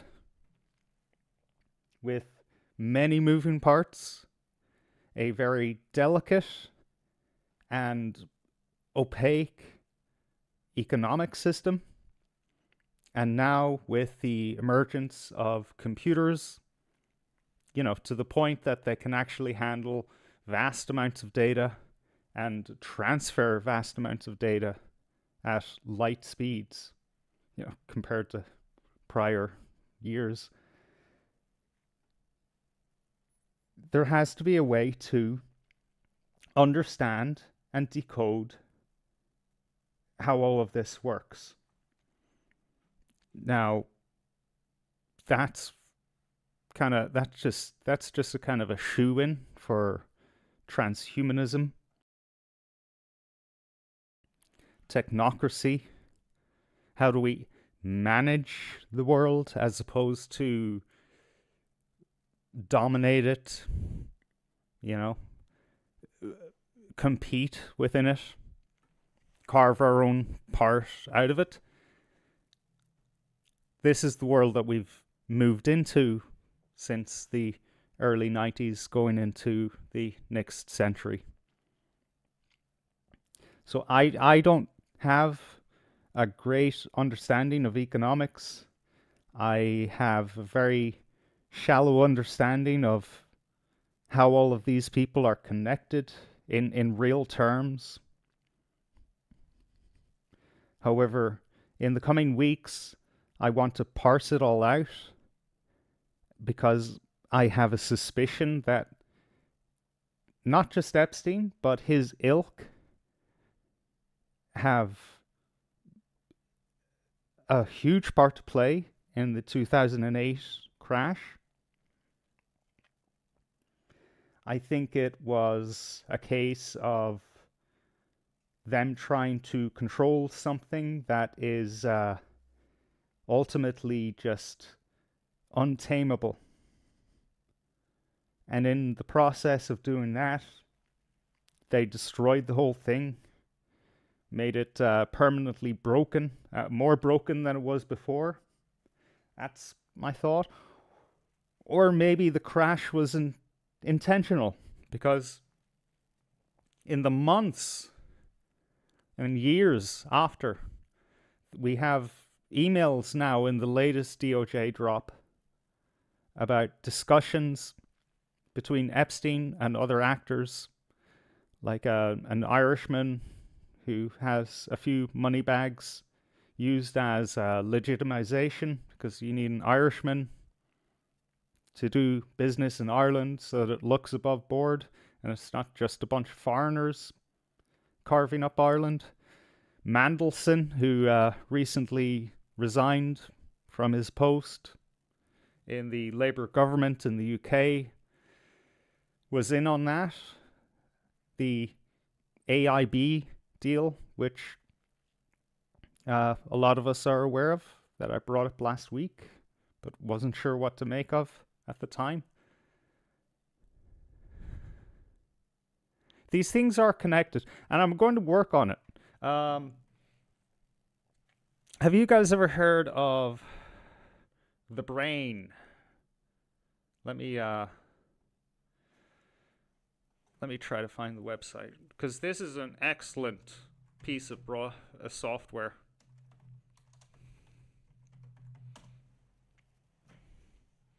And I think it would really be useful at this particular time, for this particular purpose.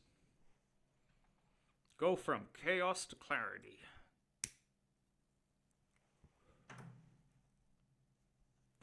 So as you can see from this display, right? There's a video that can illustrate this for us. Welcome to the brain, the one place that's designed to focus on your thoughts.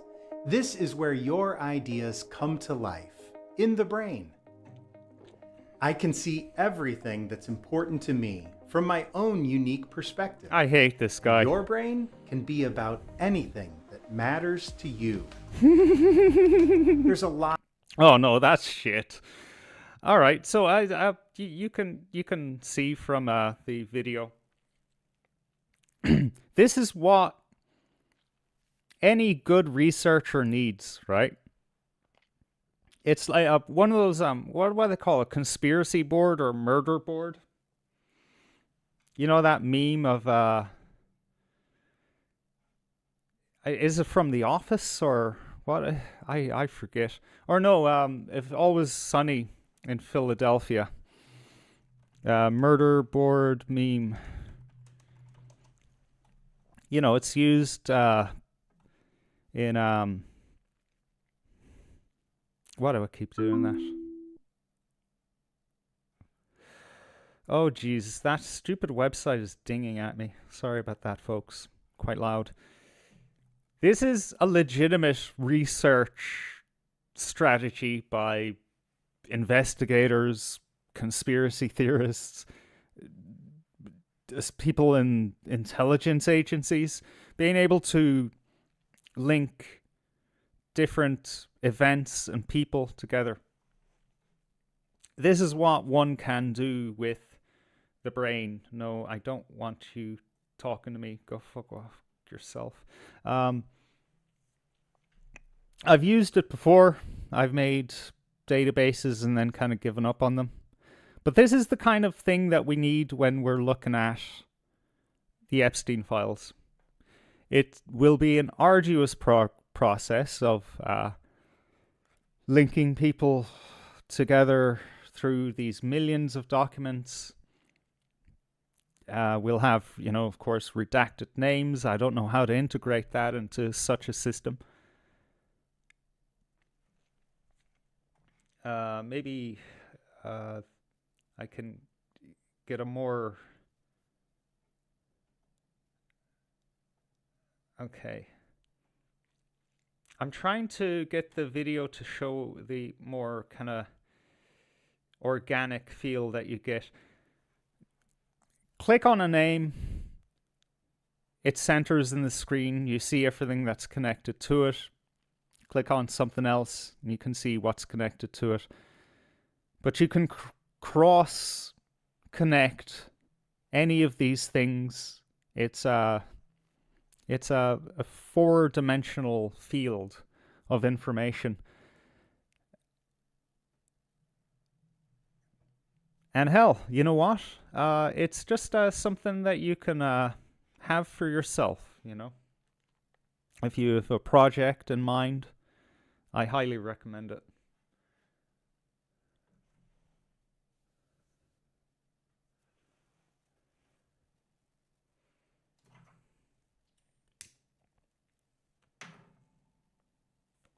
Teresa out there is a fan of Always Sunny. You know what?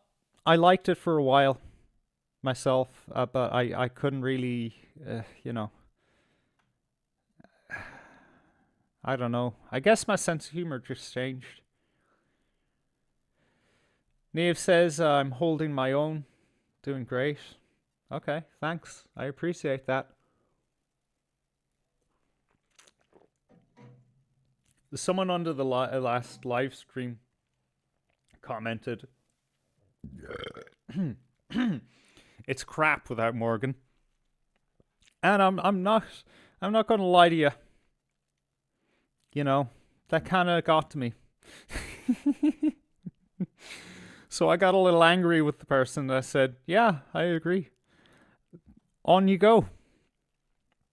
Don't forget to subscribe to Auditing Ireland so that you can catch Morgan there. Speaking of which, let me get the YouTube link, because I don't know whether you're all subscribed to Morgan just yet. I'm going to mention it every show for the next month to make sure that you're all subscribed. Link is in the chat. But yeah, I figure, you know, it's my little kingdom now. So if I feel like telling people to fuck off, I will. Call it self-destructive, if you will. I don't mind. Hugo says, since I started following the wisdom of ancient Chinese philosopher, fuck you, my life has been so much better. That's so racist, man.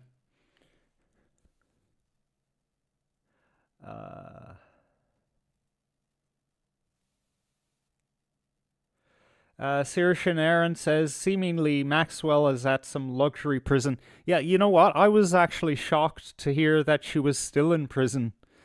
There was a lot of discussion there, wasn't there, earlier last year that Trump may pardon Maxwell.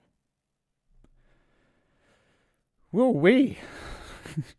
Really? I think that was the moment, you know? That was the moment when they should have known. And by they, I mean the US voters and taxpayers and all of the people around the world riding this guy's dick. They should have known. He's a bad apple after all. Rather, that was the last port of call, because I didn't like him from the start. I held out hope. I was willing to give him a chance. I was willing to run apologetics for him for a while.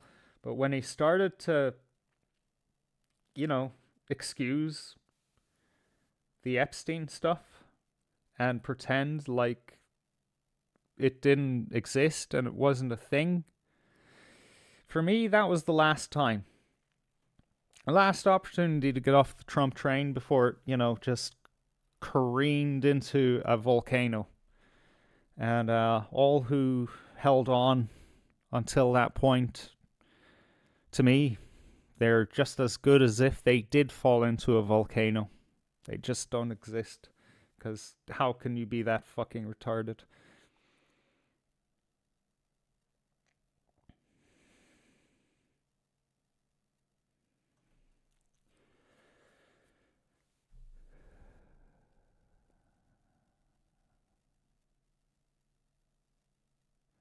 Hugo in chat says, a girl asked for my seat on the bus today. Said she was pregnant. I told her to shag someone that has a car next time. Fuck me. Where do you come up with these, Hugh? Are these just off your dome, you know? Like, I know that a lot of them are old jokes. You know, for me, that's actually impressive on its own. The last time I remember being able to recall jokes and tell them was like, fuck me, 25 years ago now. We live in a different world. At least I do. I can't recall jokes for the life of me. A step above that is the capability to just tell jokes on the fly, you know, just off the top of the dome, come up with something absurd to say. Fuck me, I'd give my left nut for that skill.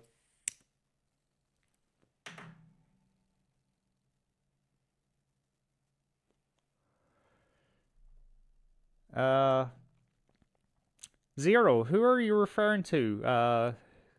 Someone seems to be recruiting. Sirisha says, yes, Zero, I've been posting on it over the last few days. There was a girl trafficked in and out of Ireland, hiding in Germany now. Alan Shatter and his advisors implicated. Jeez Louise. Sirisha, I need to pick your brains, if you don't mind.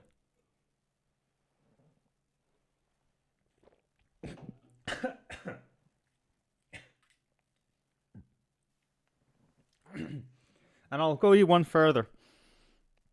I'm willing to pay the subscription fee for the brain to make it collaborative. You know, because a software has to make money somehow, so you can use the brain for free. You know, I think the limitations come in where you can't add links or something like that.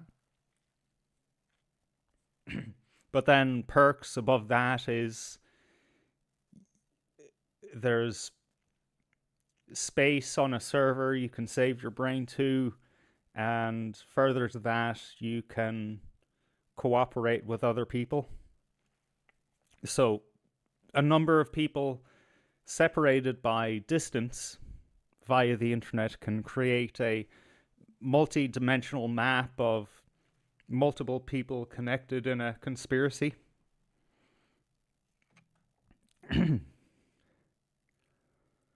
Sirisha says, I've already subscribed to Morgan, plus here on YouTube. Plus he's on Facebook. Ah, yes, okay, I forgot about that. Let me fish up his Facebook.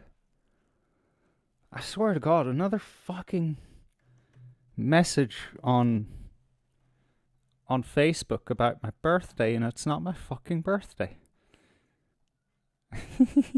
I really need to fix that. I can't anymore. Okay, link in chat to Auditing Ireland /Morgan on Facebook. If you're on Facebook, join him there.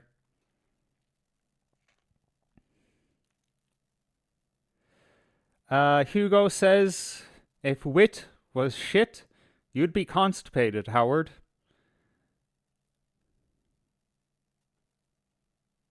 I don't know what that means.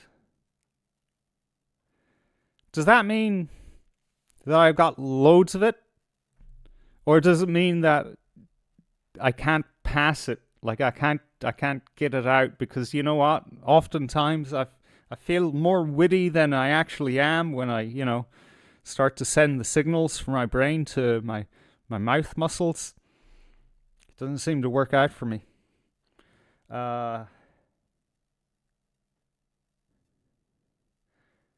and with a beautiful philosophical, practical advice from Hugo. Enjoy life. You never know how much time you have left. We all need that. We all need that reminder once in a while. Oh, Hugo responds, it means you can't recall jokes. Okay, alright, glad we cleared that one up.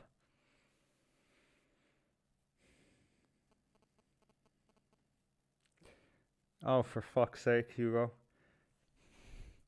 It was so cold today that I saw a Romanian with his hands in his own pockets. Alright, what else do we have to cover? Because I think I might just transition to a little bit of gameplay. I don't know what. One option is we can play... Oh yeah, you know what? I'll link this video into the chat if anyone wants to watch the released interview. Once again, I have to tell you, there has to be a reason that that interview was released at this time. Or maybe it's because, Epstein's in the news, let's release it now. But, you know, then who is this original publisher? The Conspiracy Files. Who the fuck's that? That's not Steve Bannon, is it? You know, it just doesn't add up. But the fucking link is in the chat. Fuck me. I can't speak.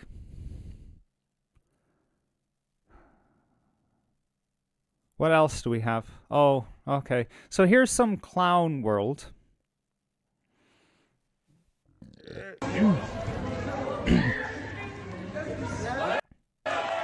Oh my god. I couldn't pause it. Okay, so Catherine Connolly, our president, made her first office visit to Northern Ireland, and she was met by the First Minister, or whatever the fuck they call it in Stormont, you know, that pretend parliament they have up there.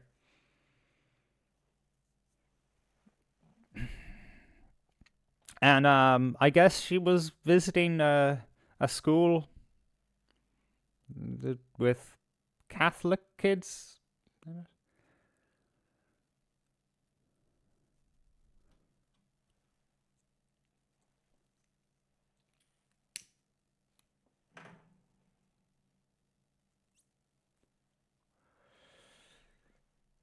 Neve seems to be having a good time. She says, I'm on the way out. I'm choking. Do the hemlock maneuver on me. I don't know. I don't think you want the hemlock maneuver.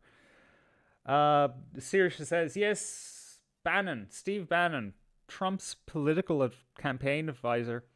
Yes, very influential man behind the curtain. And it needs to be reminded that it was just recently he said that Ireland needs a MAGA movement and needs a Trump.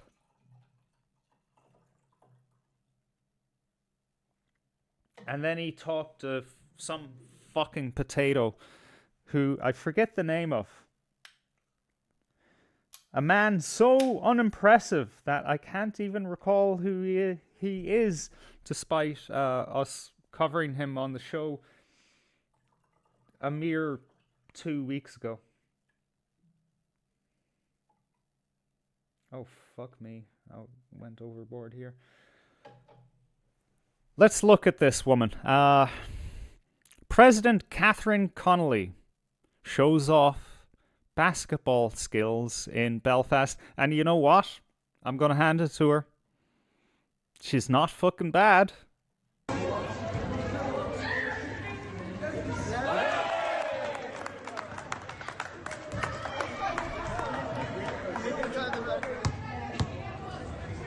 Now look at this.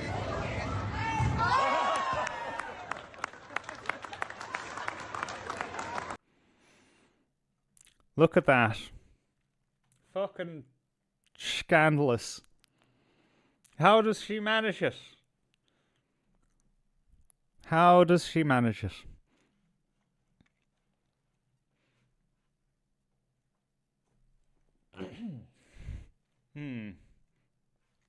Now I have to give some thought as to what I'm going to play while I take a break.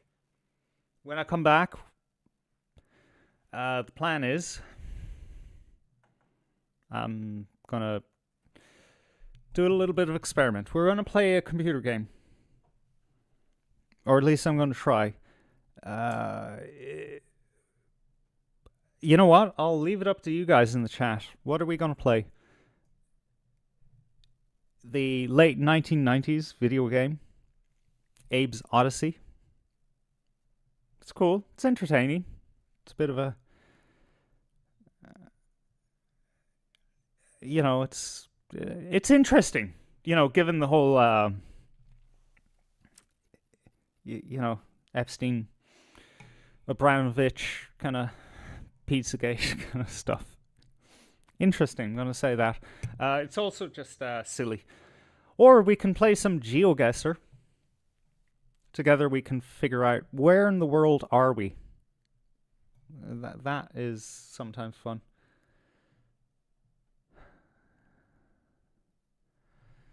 Saoirse says, won't stop the triple lock being broken though, but great at basketball. Mm-hmm.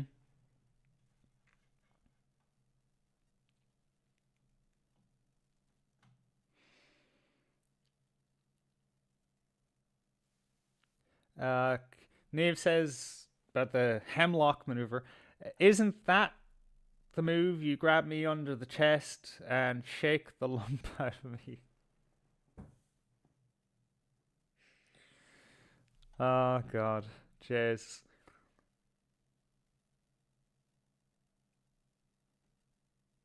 Or maybe that's the neck cracking move. Oh, my God.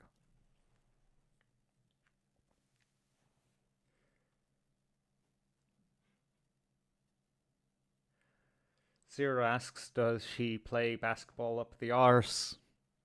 I have to wonder, like, that's not something you just pick up and do.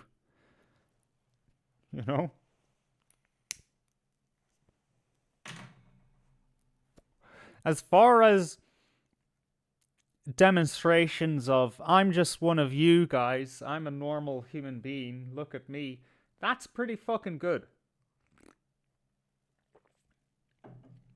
To throw a basketball over your head, no matter the distance, because you still have to have the skill of calculating the distance and the force required.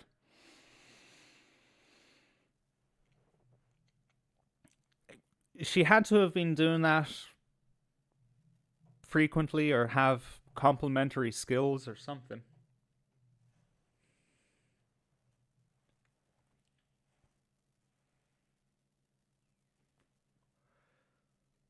Sean in the chat, good to see you. All right, let's take a break. I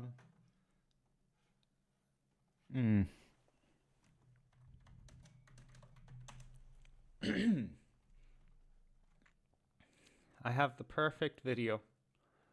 I just need to find it.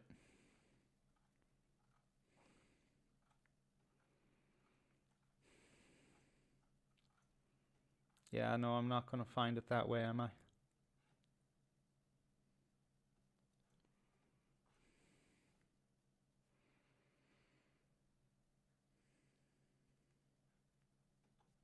Is it watch later playlist? Is it?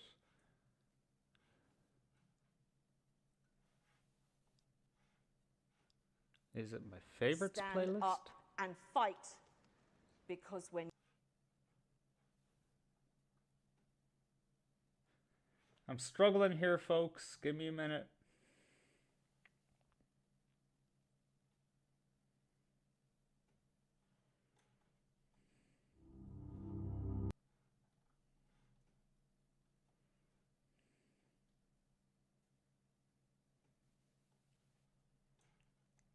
Okay.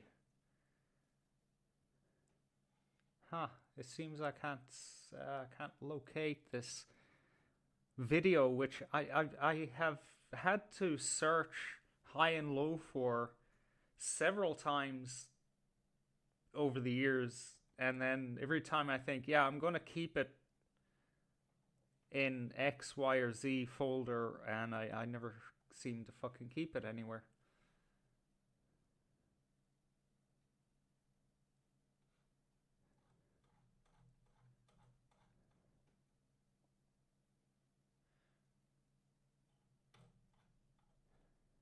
Ah, I found it. Ah, brilliant. All right, it's time for me to fuck with your heads while I take a much needed break. This is the modern art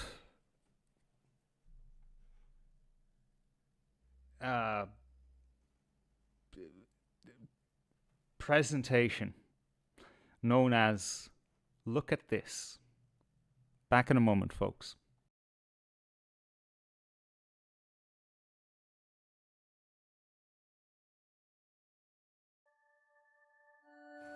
Look at this. Isn't it marvelous? Some nights I just lie awake, amazed at the beauty of the universe.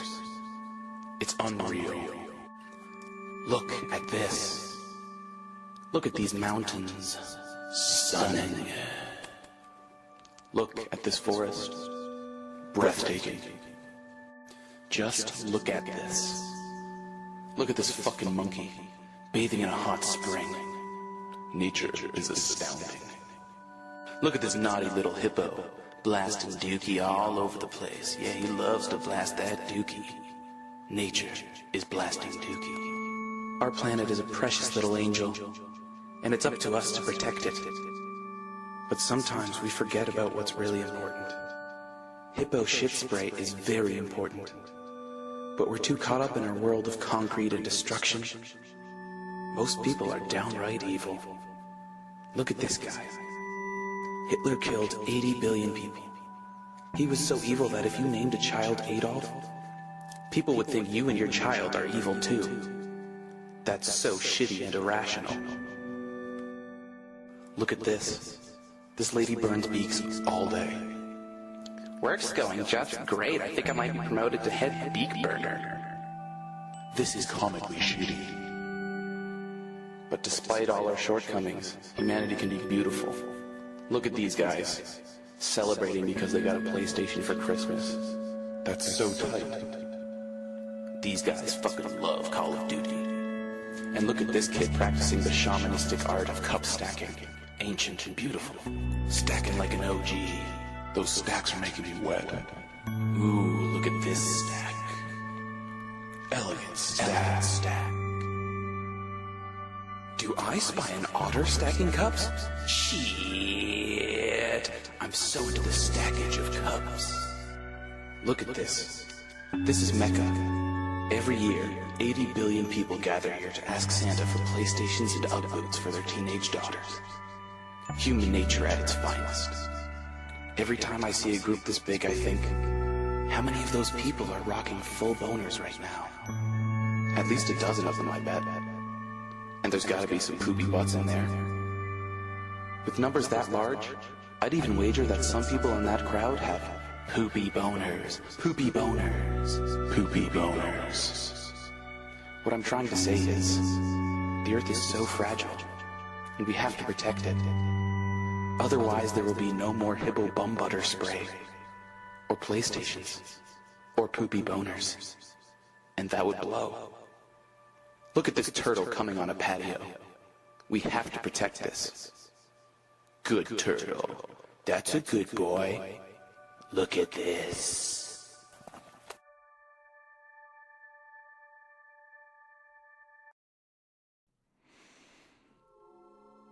Ah.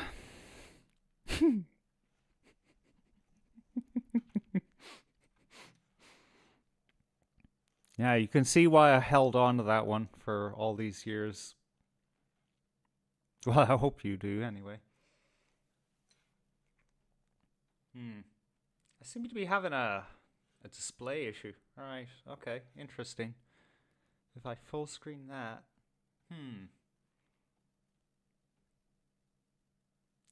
well, that sucks. I can't use another screen. Okay, I'm gonna start a poll. I'm gonna ask, what game shall we play? We have Abe's Odyssey, a classic from the PlayStation era. You know, the first PlayStation when it was cool. That's an interesting one. Like I said before the break, it's kind of a puzzle game kind of thing. It's interesting. However, we also have GeoGuessr. I think it's capital G, isn't it? GeoGuessr will be more puzzles we can sort out amongst each other. We get a Google Street View of a location, random location in the world, and we have to guess where we are. You know, it's just a way to facilitate back and forth in the chat, because that's where we're at 20 past 11 at night. 2 hours. That's 2 hours, 20 minutes. Good going for a show, I think. So it's time to just chill out and enjoy each other's company. So what would you prefer? Abe's Odyssey, which is more you watching me fail at something, and GeoGuessr, which is already at 100%. How many votes does that have?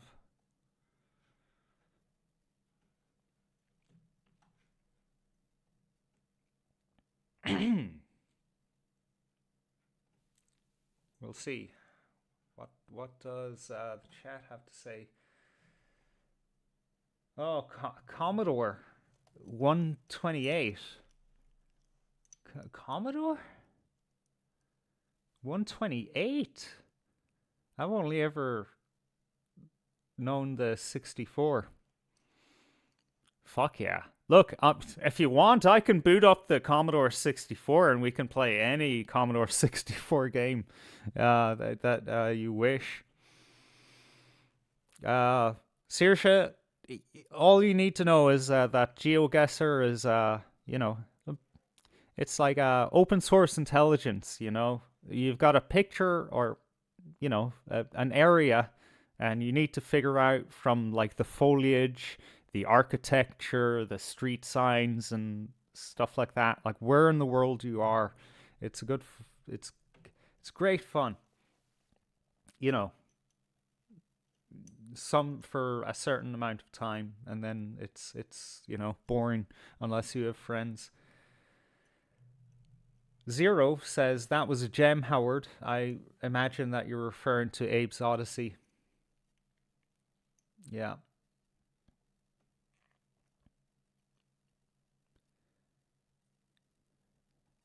Oh, okay. Neve is on her way out. Got a pack bag for tomorrow. Aw, okay. Are you off somewhere, Neve? Sorry I didn't see you go.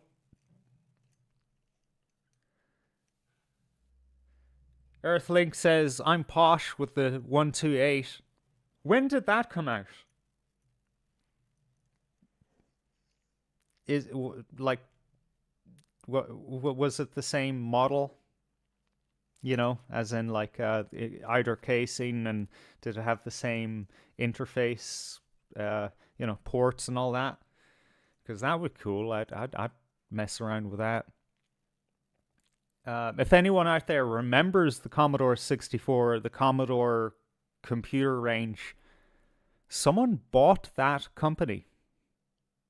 Yeah. And not just someone who's looking to make money, make money off of people's nostalgia, etc., etc. An actual nerd who loves the Commodore, especially the Commodore 64, and wants to bring that to the world again, and even had a vision of hospitals and hospices for children, and other kind of similar settings for children where they're in their games room or whatever, you can have a Commodore and children can learn how to code and interact with old games, because like say a lot of these children would have autism or ADHD or whatever you might call that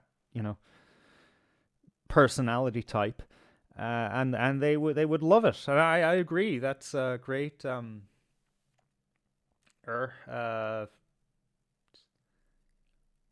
a great portal into a simpler time and the wonder of early computer systems. Let's see how the okay. So we have 4 votes, and it's split down the middle between Abe's Odyssey and GeoGuessr. I'm going to give this another 3 minutes, because who has this kind of fucking time? We're looking for a tiebreaker. All right? There's 16 people watching, and definitely more than 4 of those viewers are active in the chat. So just, break the tie. Come on, guys. You're really going to do this to me?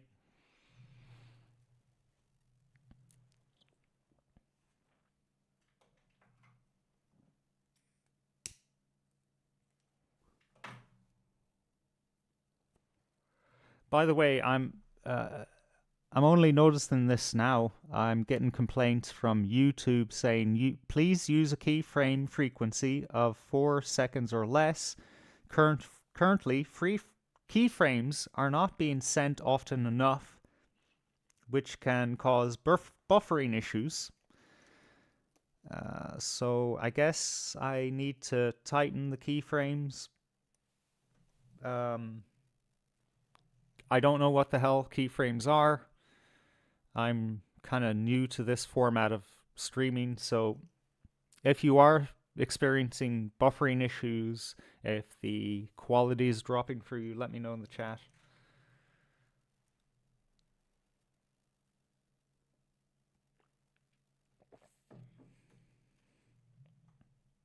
Oh, for fuck's sake. We went from 4 votes to 6 votes, and it's still split 50-50. Abe's Odyssey and GeoGuessr.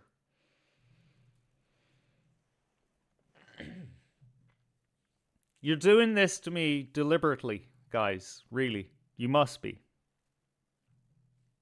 You must be taking the piss right now.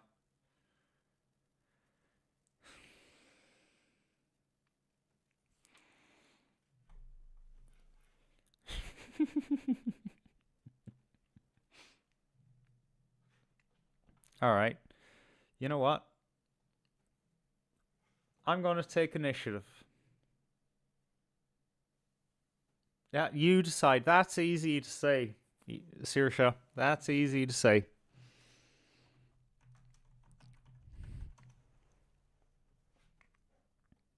So easy.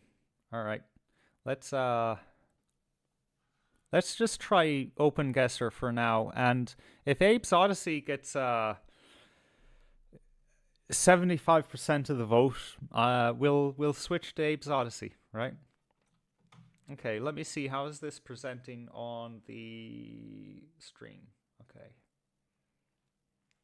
I think I can do a better job than that. 1 second.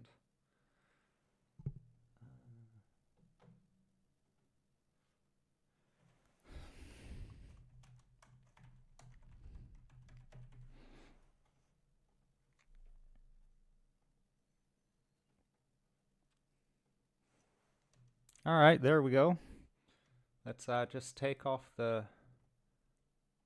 this part. Yeah, perfect.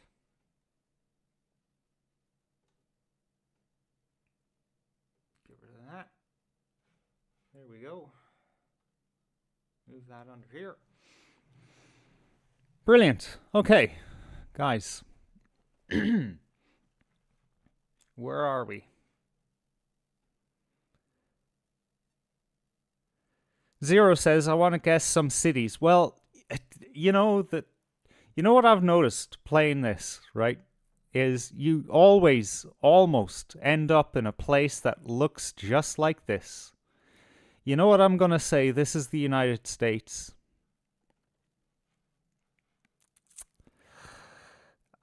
Ooh, look at that. What the fuck? Bro, look at that car.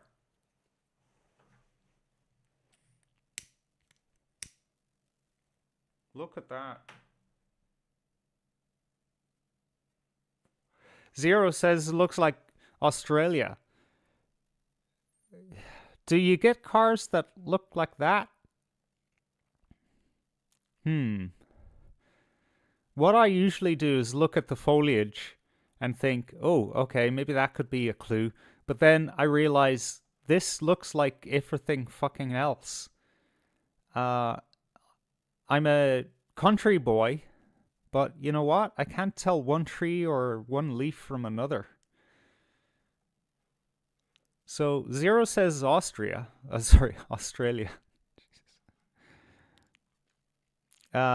We have one clue. Lanell Street.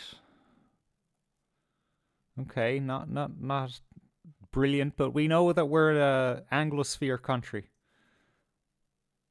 Do they have chimneys in Australia? Isn't it like too hot?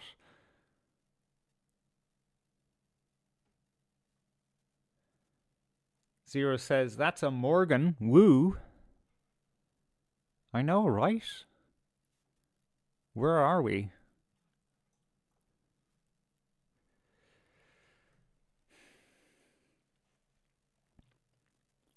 The problem is the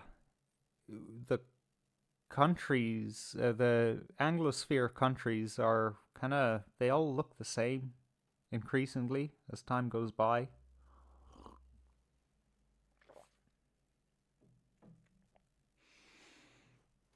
You know.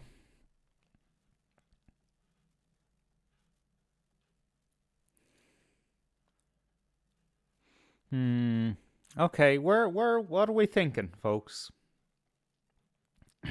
You know, I will say that is more Australia than the United States. I'll give you that.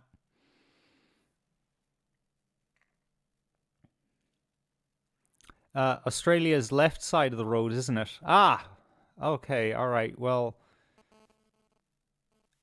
we can actually use that as a... If we can find a fucking car on the road. Oh, no.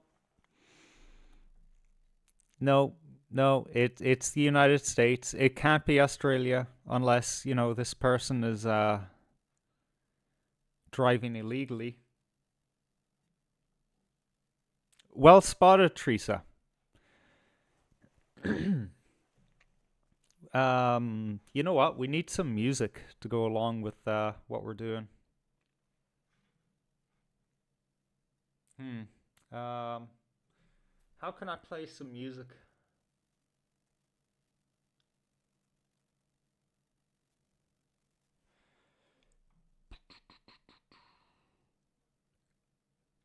Let me think about this. Again, guys, I'm...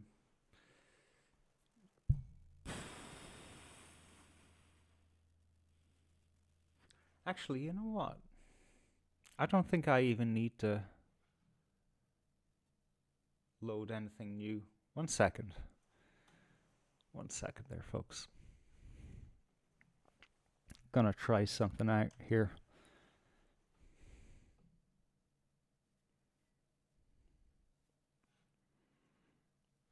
gonna see if we can get our own little radio station going.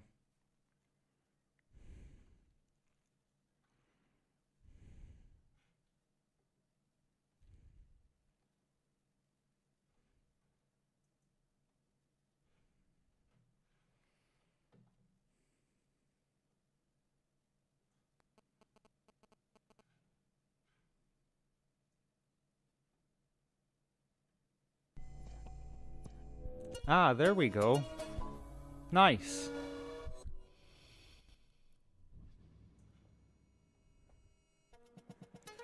Okay, so far we know we have to be in the United States, right? I'm gonna say... I'm gonna take a wild guess here. I'm gonna say we're roughly...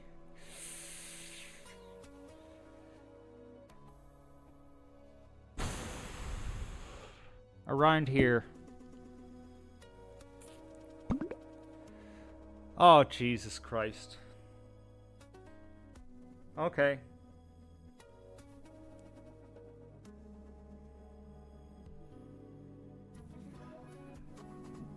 Alright, Saoirse, enjoy your rest. Thanks for joining us, and give a thought to the brain idea. What's going on here?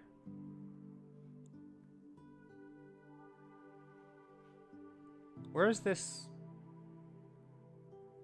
coming out of? Oh, fuck off. Airy, fairy fucking music playing when I don't want it? No, thank you. Yeah, San Francisco, yeah. What's the commentary?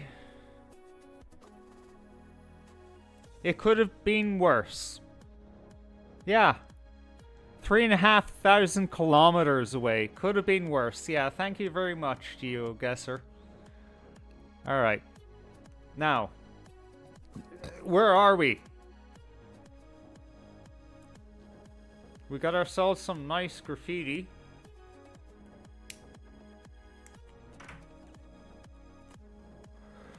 Could that be Portuguese? No. You don't get... No. No, it could be.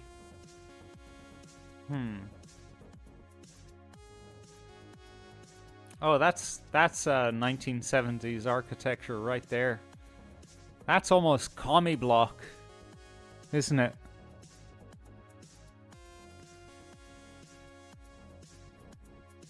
Another nice car. Okay, so we're not in the EU. Whenever you see a nice car, you're not in the EU. Saoirse, you're up since early. I know the struggle. You get yourself some rest.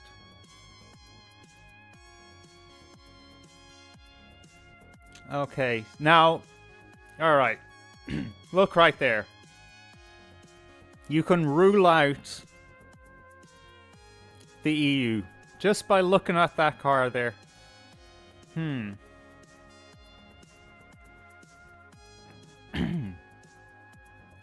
definitely that architecture. I mean, you know, you see similar things in Portugal, but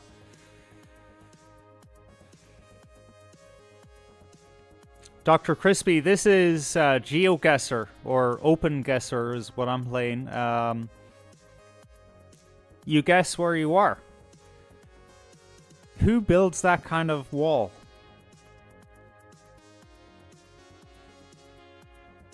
North Korea, he asks? No. No. I mean, from what I hear, outside of... How do they pronounce it? Pyongyang? They don't even have cars, you know? They don't even have buildings, you know? They're like, The best they can do is a one-story building in North Korea outside of Pyongyang. Alright, we need more clues.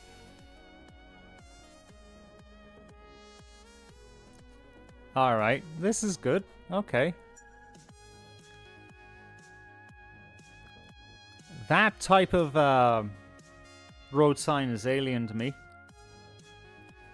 I'm not placing us in Africa. Zero reckons Peru. He may be close, you know? Ah. That's... That accent above N, that is Portuguese, right? Yeah, Zero might have it. We're in Peru. Coroba. Okay, let's give a guess.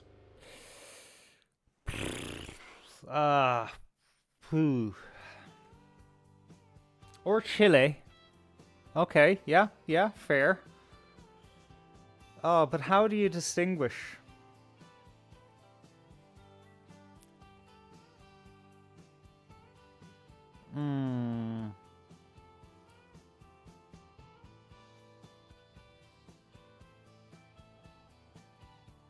Okay.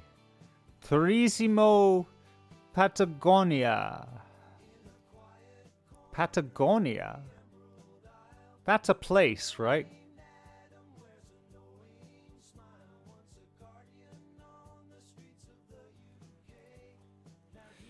Alright, we're gonna have to make a choice here. Well, okay, let's split the difference. Let's go to the border between the two. No! Argentina! Oh my god. Oh Argentina is a wow. Oh, okay. Just yeah. Just as I picked the location, Zero and Dr. Crispy came in with guesses that are, yeah, very close. So fair play, guys. Fair play. And the notation here is distance is relative. Here, relatively big. Cheeky bastard. Alright, now our third. Oh, okay. Ooh. Oh, look at that. We have ourselves a Amish core barn.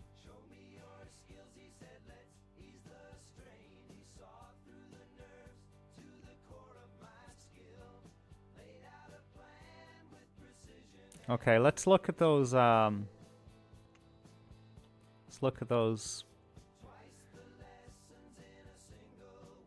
Austria, Teresa reckons. You know what? Yeah. You know what? I think you've got your finger on it here, Teresa.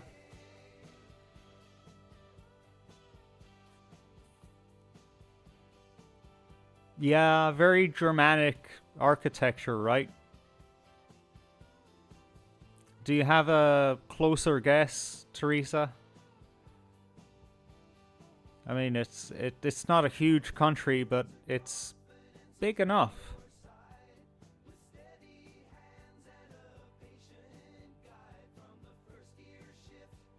What are you doing?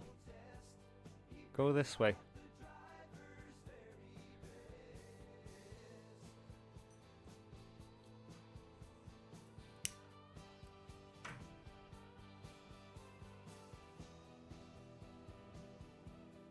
Zero says Fairfax, Virginia.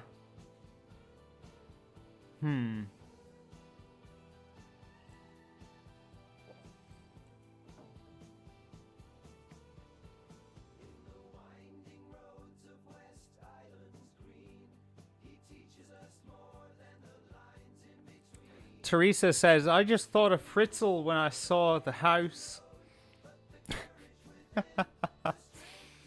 Okay, so, Zero, unless he's being a smart ass, he probably knows exactly where he's looking at, and he says, Fairfax, Virginia. Oh, we have a... Oh, let's take a look here. Okay, we have the Middleton... What's that? Tomb? No, I think, yeah, we're in the United States. Oh, yeah.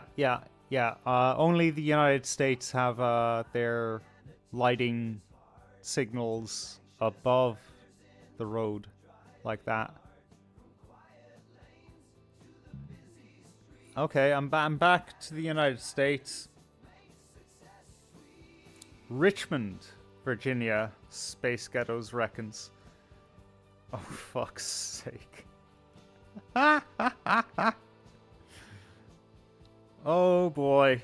I mean, that's just embarrassing right there. Yeah, we're in the United States. Look at that speed limit sign.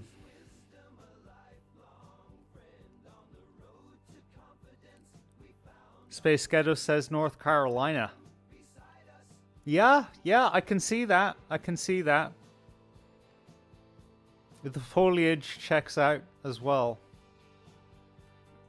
Oh, would you look at that? Oh, that's a lovely lamppost right there.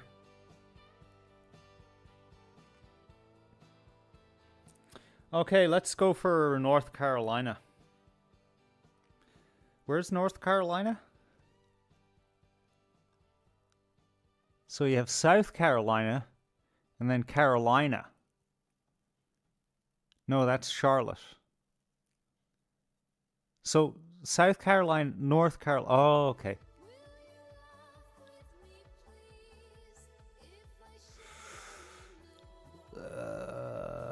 Let's... Really? No. A little to this direction. Okay, alright, Space Ghettos. It's on you. Oh! Oh, not that bad. Not that bad. Even OpenGuesser tells you that you're good at this.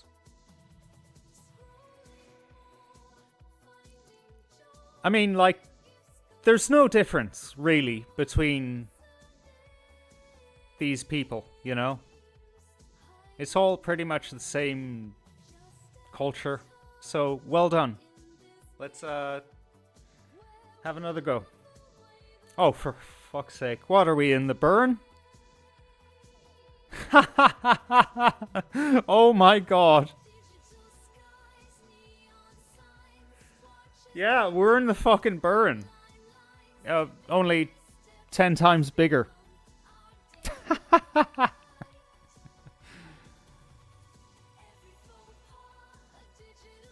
Yeah, look at that volcanic rock.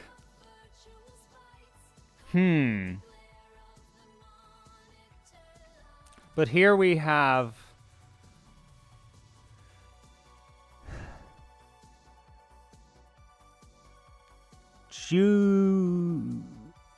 Vigor.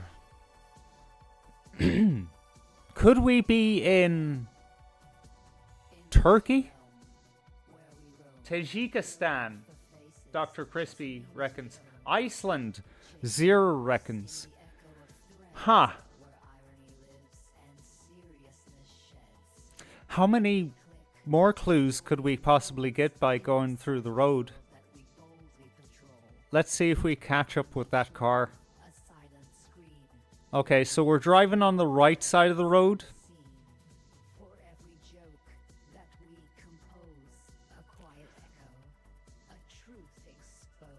Do the Icelanders drive on the right side of the road? I would say it would be more Tajikistan that would be driving on the right side of the road.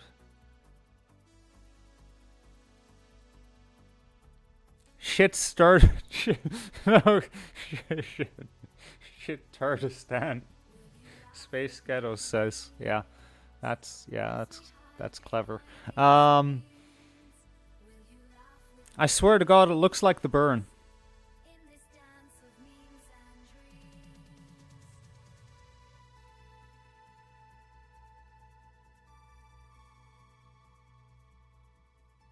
Oh wow, it goes on forever. It's beautiful, actually. We transition into some green. Yeah, I know this isn't Iceland. Sorry, Zero. So yeah, we are probably in somewhere south of Siberia. That's possible.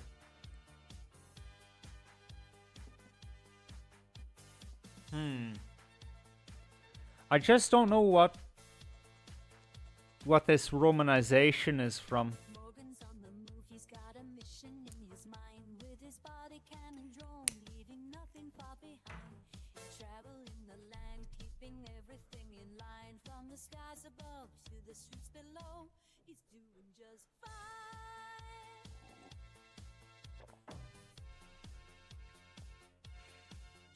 Yeah, I don't know. All right. What are we going for?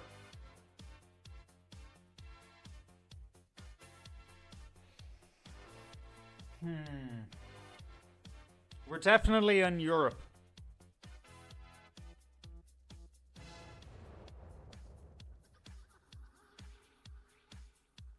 All right. Zero wants to say Iceland. You know what? I'm gonna go with Iceland. Yeah. Oh shit! Zero had it! Well done. Well done, man. Ha. Huh. Well fucking done.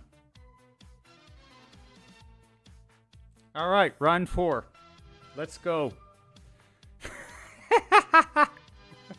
Once again. Space Ghettos wasn't far off with a guess with Norway.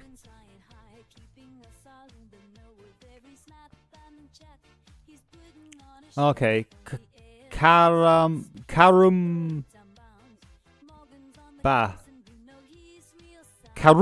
Road. Okay, we're in Africa. Right? We have to be in Africa.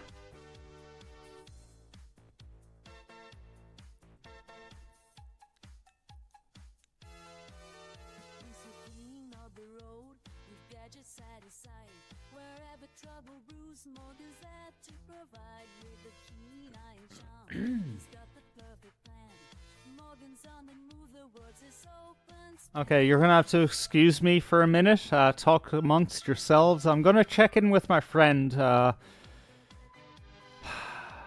You know, it's important that I do.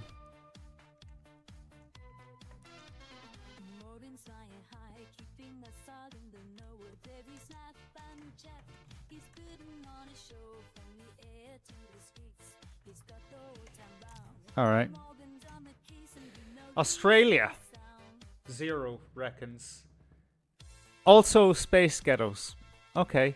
Karumba. Yeah, it could be named after an Aborigine name. Yeah. Okay. Yeah, the lack of water definitely. Queensland. Space Ghettos narrows it to Queensland. Not far now to Karumba Point, Sunset Caravan Park. Ha! Okay. Yeah. Yeah. You know what? I'm happy enough to call it Queensland if Space Ghetto says. Oh, Zero as well says Queensland. Alright, let's. Fuck, where's Queensland? Okay, so we're talking inland, right? Or maybe not so close to inland. Because there's some vegetation going on there. They get some kind of rainfall anyway.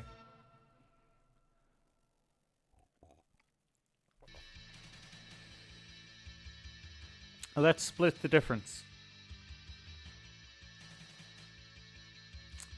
Oh! Oh, wow. Okay. Nice. Very nice. Good guys. All right.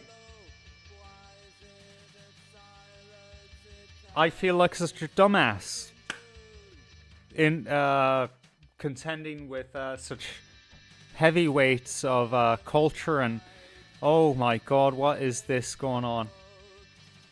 Let me just skip this fucking terrible song.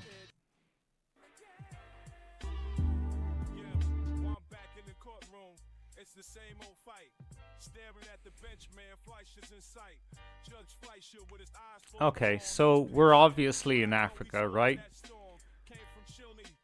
Or no? Africans wouldn't paint their houses purple, would they? Flores.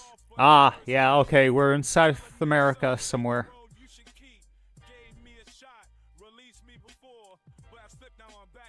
Oh, Jesus, what is going on there?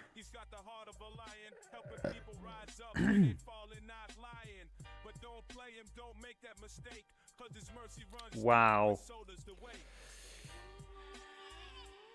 Space Ghettos reckons Thailand.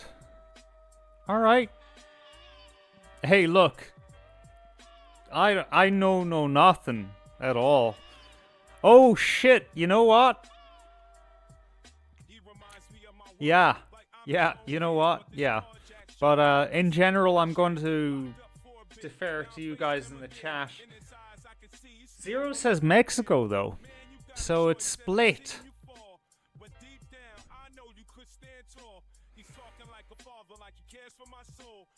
You just guys have me second guessing my capabilities in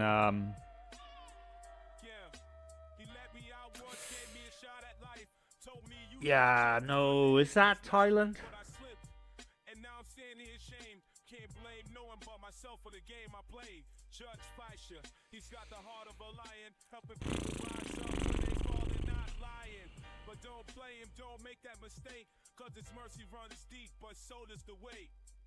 Okay, so Space Ghettos changes to Peru. Dr. Crispy says Cuba.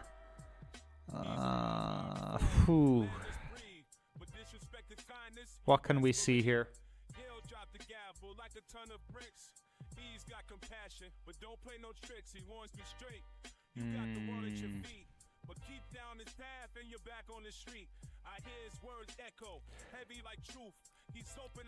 Sometimes I see places in Open Guesser and I think, wow, I would really like to visit here. Like, if I won the lotto, I'd like to go to these places. Just kind of get to know people there and chill out and...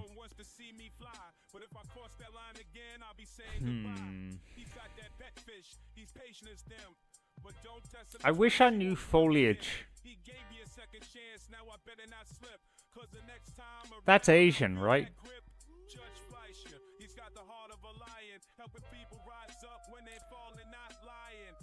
I'm gonna call Indonesia.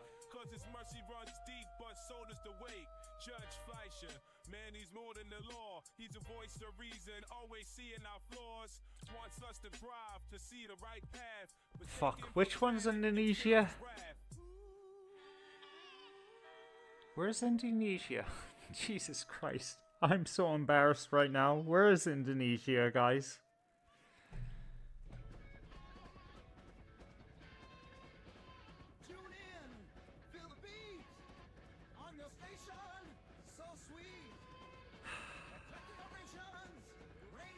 Right. Okay, that's Myanmar. That's Laos, Thailand, Cambodia.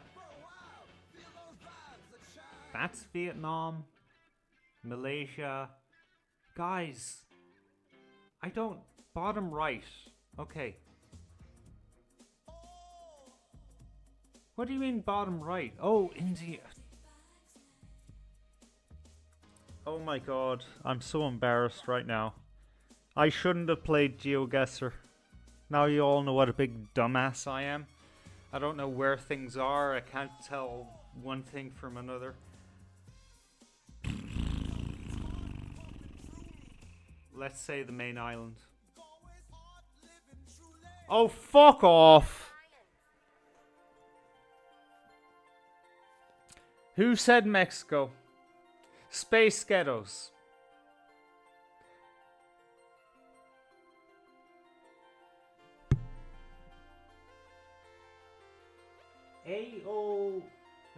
OAXACA. I don't know what that, how to pronounce that.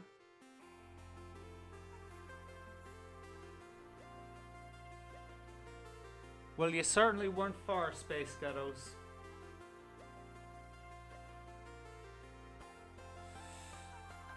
Oh, Jesus. Well done, Space Ghettos. You did it. Alright. Number 6. You see what I mean, guys? You always, you know, statistically you're going to end up in a rural area because, thank fuck, most of the world is rural. Alright, so we have pavement ends. Not EU.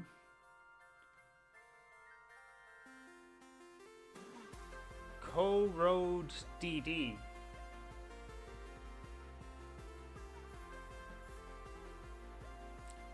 Space Ghettos, I admire your comprehension of Mexico. Because I was looking for where it was, and I couldn't tell you the county or province. Okay, so what do we have here? I mean, that's beautiful countryside. I'd feel just at home right here. What is that? Miles or... Yeah, I think that's mild. Miles.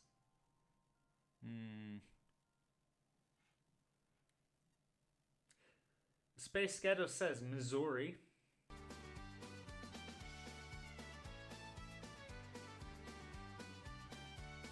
Great to see you in the chat, 420. How are you doing out there? Working hard or hardly working?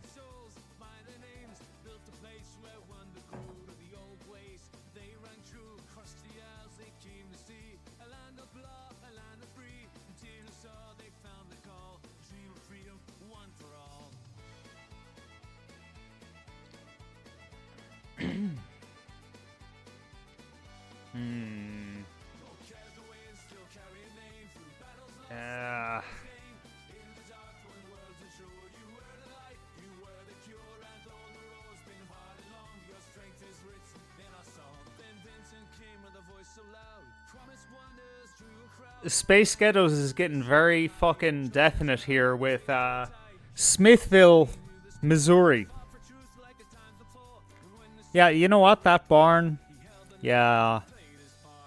Yeah. You know what? Yeah, this is North America. Alright. Missouri. Where's Missouri? It's around here, right?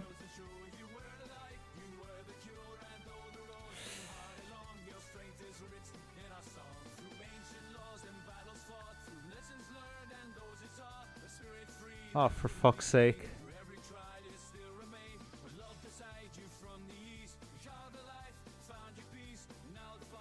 Zero reckons we're in Kansas.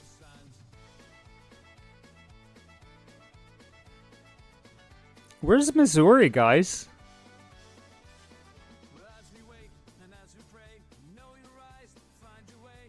Turn left at Kansas.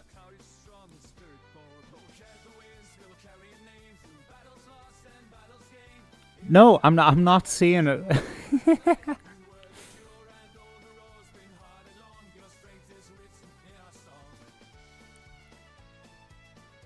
I guess I'm just blind. Or I'm overwhelmed. Beside Kansas. Where?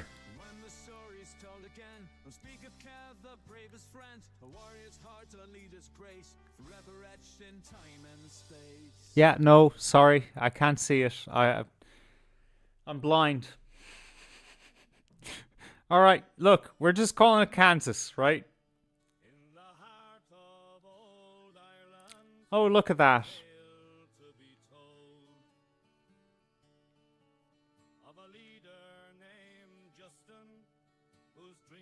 It was in Kansas, after all.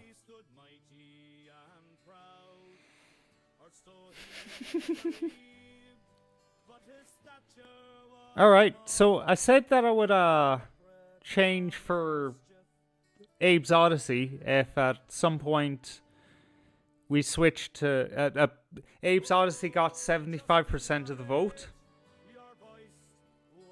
at any stage, but now we have GeoGuessr at 62%. However, Teresa is finding this game exhausting. So we're going to go for one more go. Or maybe two.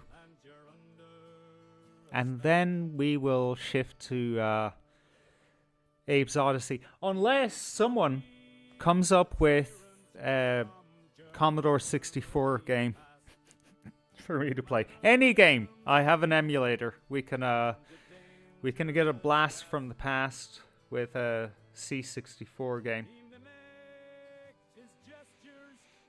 All right. Okay, that's very Spanish.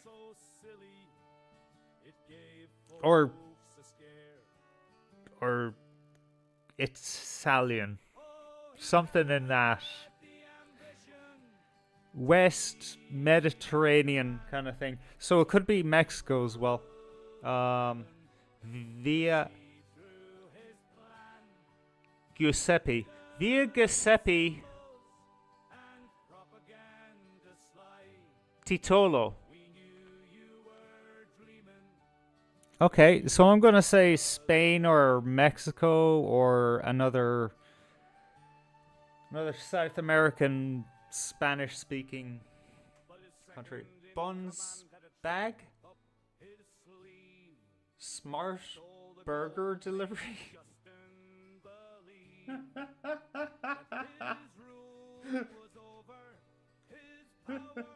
No, that's South America. Nobody is that clueless about English naming conventions. That's like that famous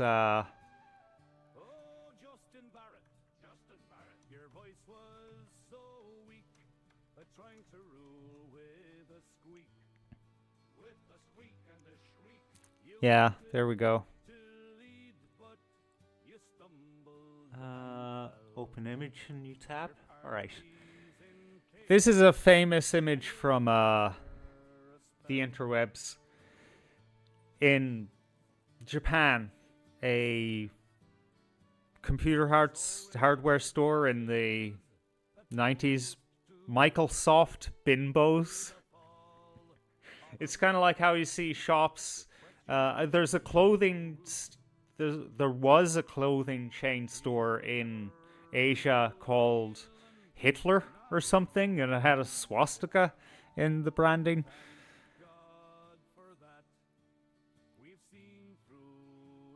You know where I'm getting at.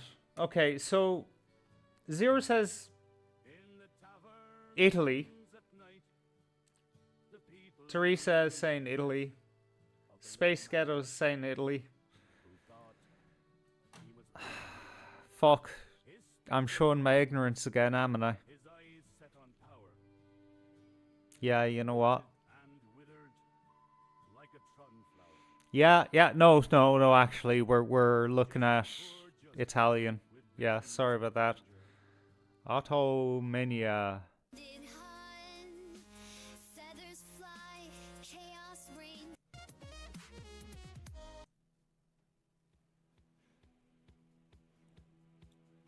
Okay, let's go for Italy. Zero has the specificity here. Trapani, Italy. What province is that in? Could you tell me?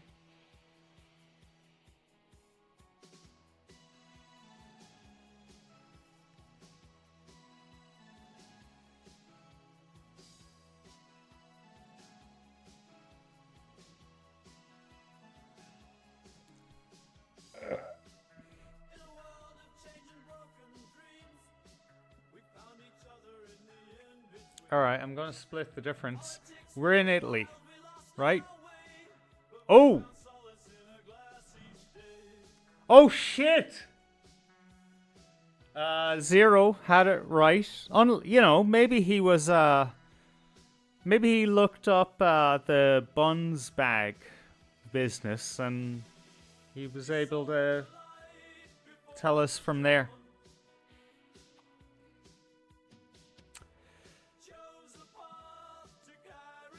Be honest, Zero. Did you cheat? Because that is eerily fucking close. That is so close, man.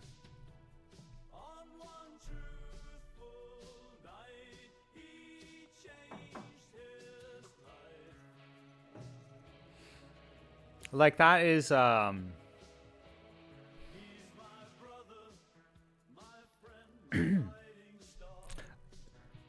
Saw we? No! Zero says in the chat. Okay, so I take that to mean you didn't cheat and you just fucking know Spain, Italy that well. Alright. Hey, you know, hands up. I've only ever been to another country once in my life. I freely admit that. And it was Spain. And you know what? It was fucking awesome. And the only reason is I hate flying. I hate being on water too. Hate is a very light word for it. I get violently fucking psychotic and ill. So, yeah. Oh, you do. Zero. You know the place that well.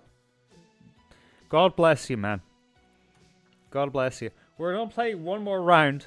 I'm still waiting for someone's favorite Commodore 64 game. If we don't hear one, we're playing Abe's Odyssey for a bit, anyway.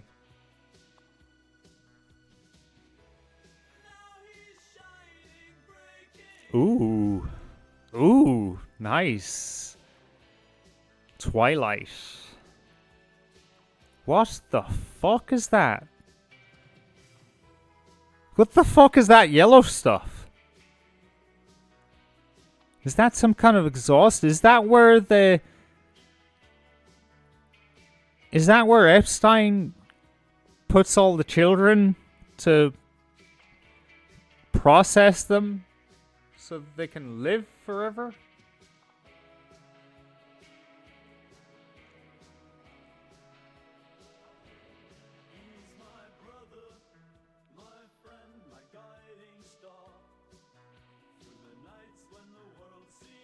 Teresa says Poland vibes. Huh. You know, I think you're onto something there.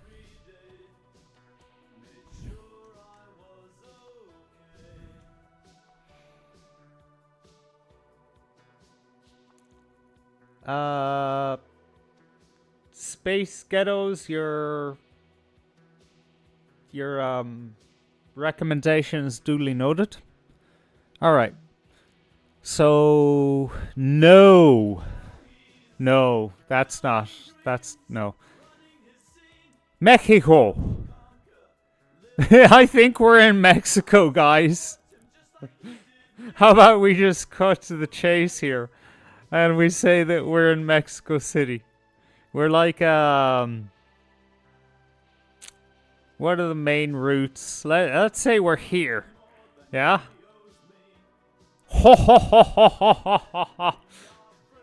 I can read road signs.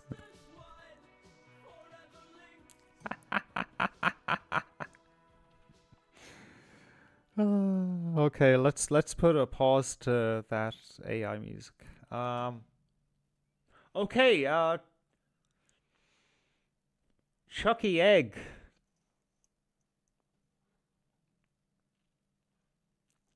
Chucky Egg comb. Or no, Chucky Egg. Alright.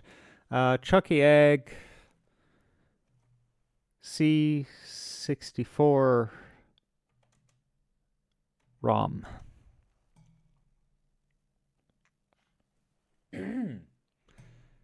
Yeah, I'll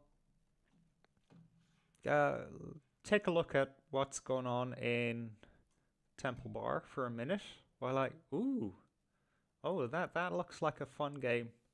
It looks like a good platformer. That's what it does. Oh, okay. Hold on. I need to export this to the appropriate folder so that I can launch it properly.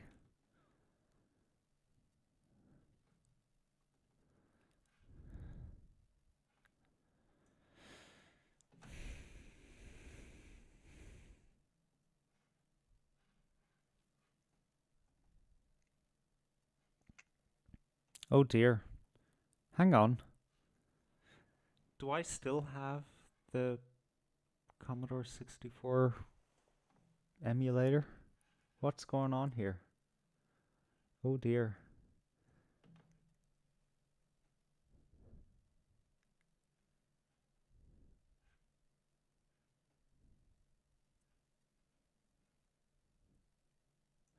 Ah, Vice. Oh Jesus. Okay.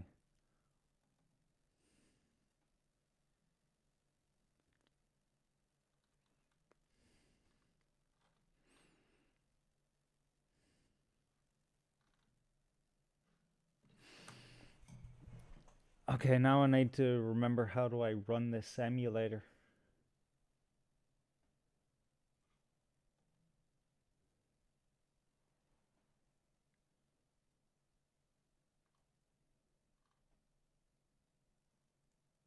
Where the hell's the executable?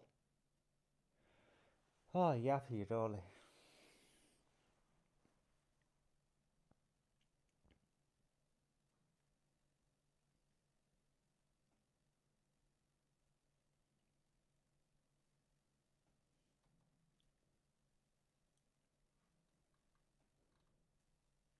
Ah, okay, I see. Woo-wee.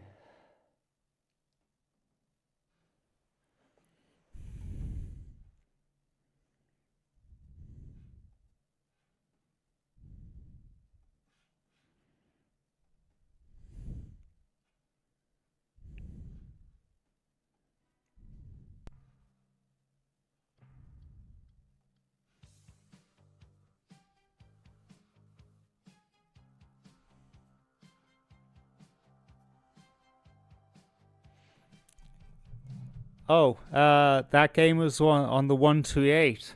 I think I have. Well, like, I don't know. There's. Hold on. No, that's not it.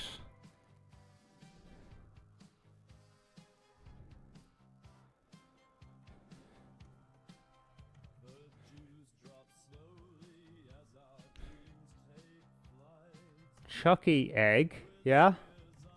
Commodore 64, yeah. Oh no, no, not AI. Yeah, it is on the C64 because I downloaded the ROM for it. C64 ROM. So all I need to do is fuck. Now I need to remember how to use basic to launch.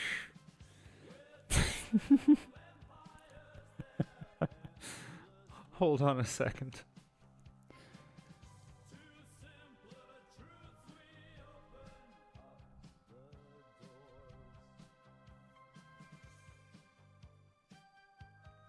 All right, there we go.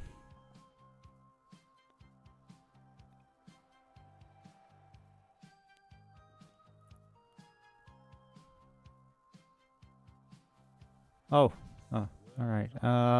Hold on. Okay. So attach disk image to drive 8.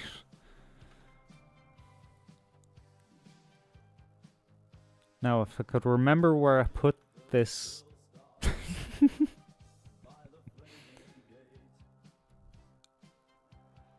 Okay, C64. Okay.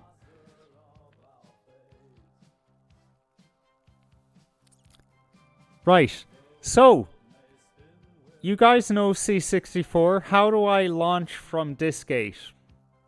That's a barrier of entry here, folks. Also, I don't know the controls. Because the key mapping isn't one-to-one with Windows keys on the emulator. You know what? I'm buying a fucking Commodore 64. I don't care. I don't care.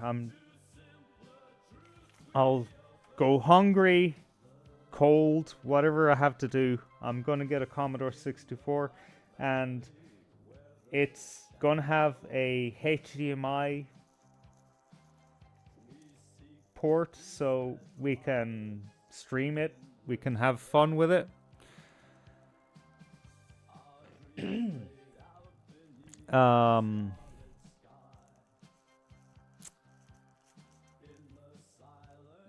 Yeah, how...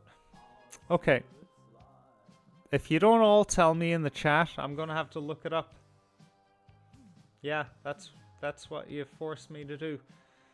I'm gonna have to, like a bitch, I'm gonna have to ask Google how to run the program from Drive 8. Jesus Christ. I can't believe you're pushing me to this point. How to run C64 game from Drive 8. Okay.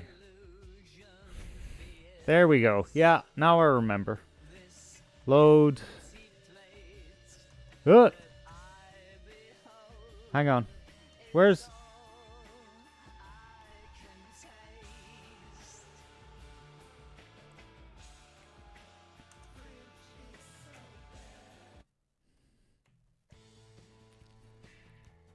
Alright, I need to kill that AI music. Right. No, 8, 1.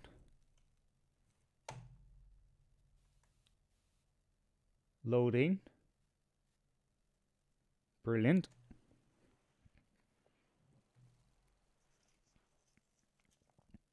Wow. Taking a while, isn't it?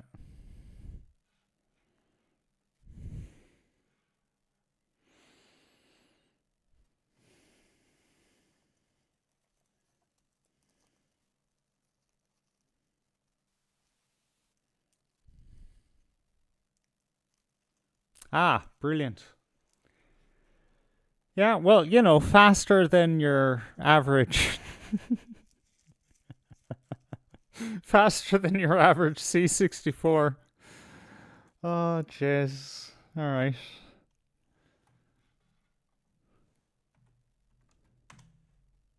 Oh, nice. Oh, yeah. Oh, yeah, that's the sex right there.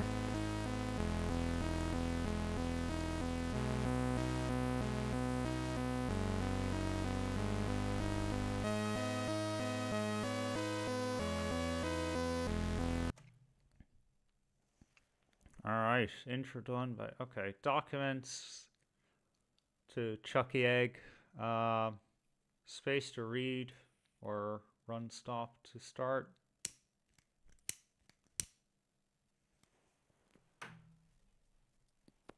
You have to collect 12 eggs and corn to finish the screens.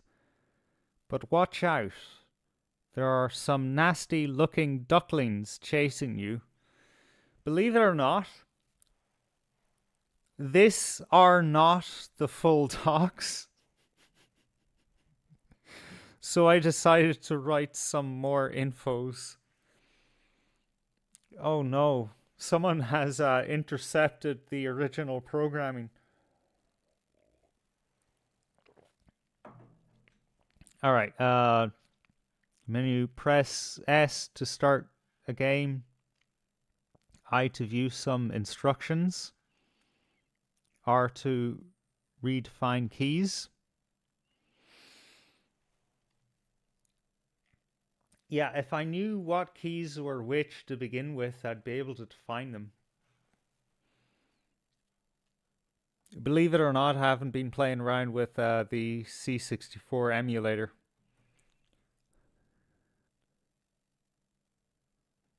Space Ghetto says, for fuck's sake, I'll have to climb into the attic to find my old C64. Zeroski says, look at those graphics. Whoa. I know, right? When I first saw the C64 loading up, man, and oh man, I felt like I was going into another dimension, you know? Fucking beautiful. Okay, so I'm going to cheat, right? And I'm going to ask ChatGPT. Okay, I'm playing on a C64 emulator on the stream, and I need a quick and dirty 1-for-1 comparison of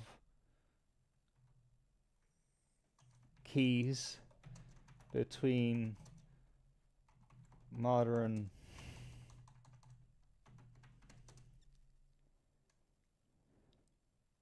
PC and C64. All right, let's see what ChatGPT says. All right, so PC C64 key. Okay, so left control is control. Left alt is Commodore X. Tab is run stop. Escape is restore. Enter is return. Yeah. Backspace, delete.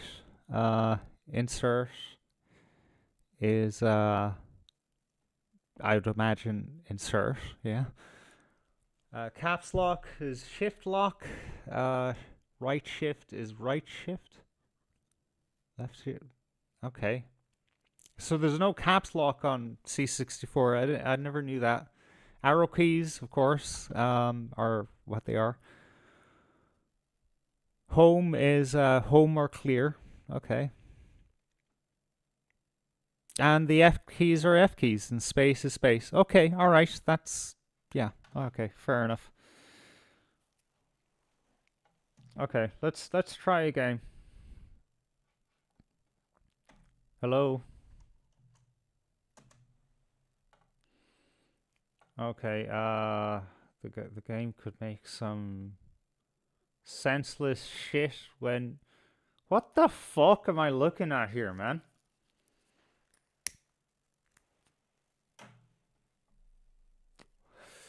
I think a Russian edited this game. Warning, the game could make some senseless shit when you change the controls.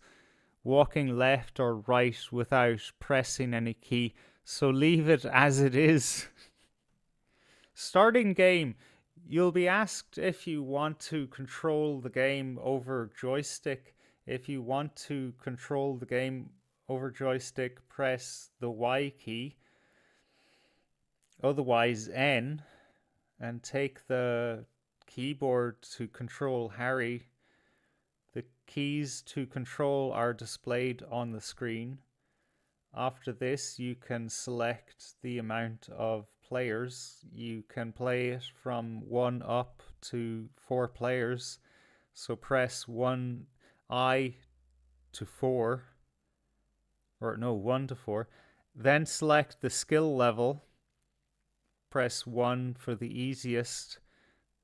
Press 6 for the hardest skill. Or any other between. Okay.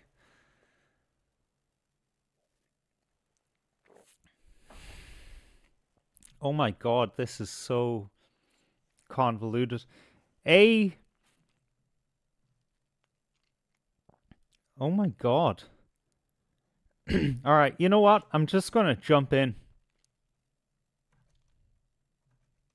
Oh, for fuck's sake, dude. Just fuck off.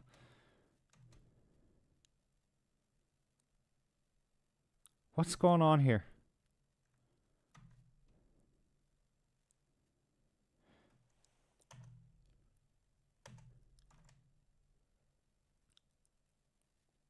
Oh my god, what the fuck? Dude.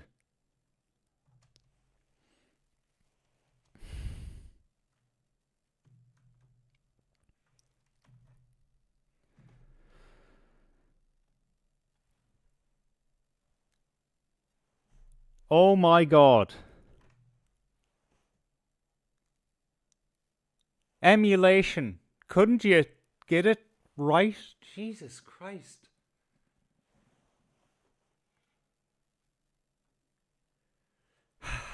Good night, Teresa. Why am I in infinite loop? Oh, kurwa. Oh, just please. Oh my god. If you guys know anyone who's selling a Commodore 64, please let me know. I'll pay decent money for it. And I'll find some way of hooking it up to a HDMI. Otherwise, I'm buying one of the, the remakes made by that dude who bought the Commodore company. Because this is hell. Oh my god, dude.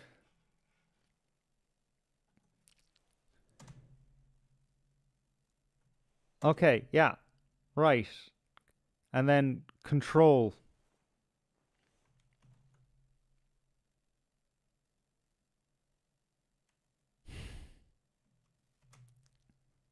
Okay, so Control S isn't working. Oh, it's a Dutchman. Of course, that explains all of my fucking problems. This Dutch bastard. Just launch my game, will you, please? Oh, kurwa.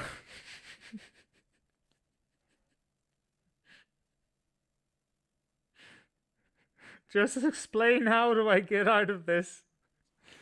Okay, I'm gonna download another ROM. Space Ghetto. Your cassette loader is fucked. You know what?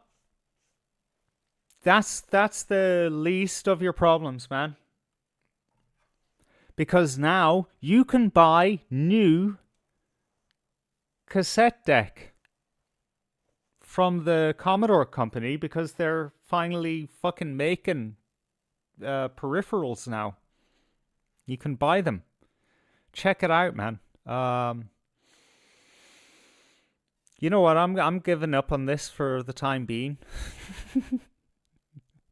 And we're going to look at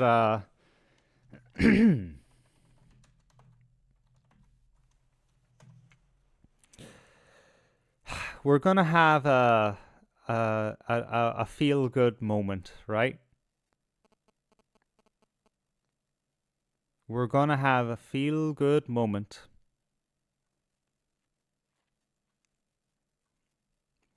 With each other.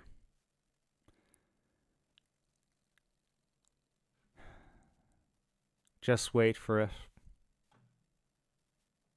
Just fucking wait for it, guys.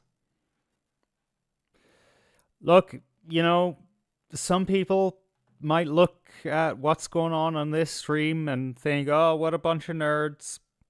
Or whatever. You know. They might. But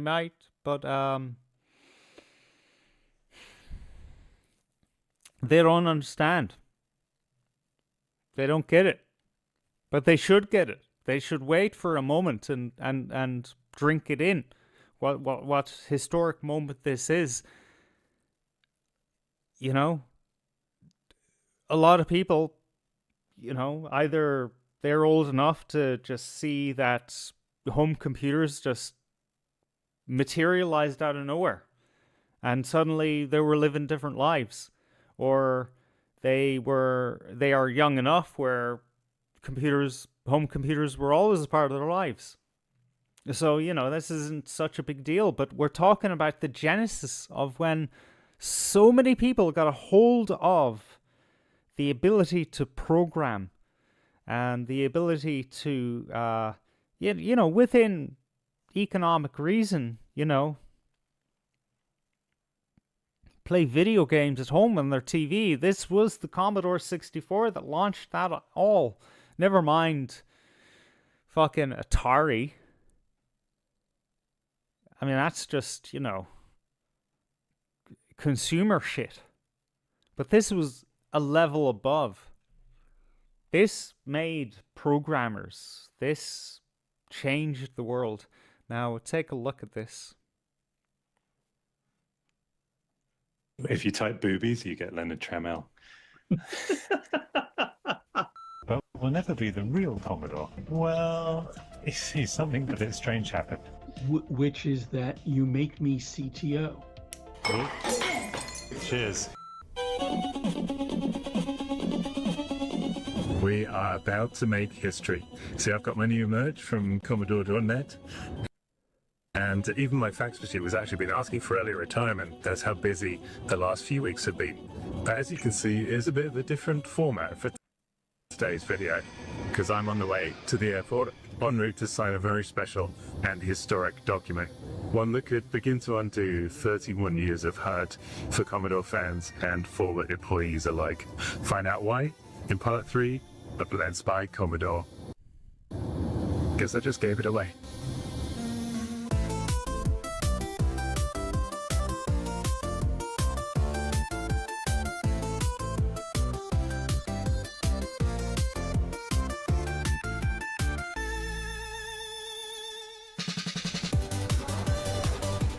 Don't worry, this isn't Dallas. I'm not going to tell you it was all a dream. We really did sign a contract to buy Commodore. But as you'll recall, we hadn't actually paid the low seven-figure sum yet, leaving some of you on tenterhooks. I mean, imagine how I felt. No pressure there at all. But again, wasting no time.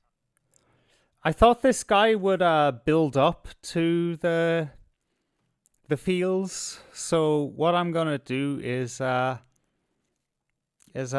change tracks. I haven't been completely honest with you over the past 6 months, and it is time to put that right and tell you what we've really been up to in what is without a doubt the biggest project I've ever attempted. Welcome to part 1 of Let's Buy Commodore.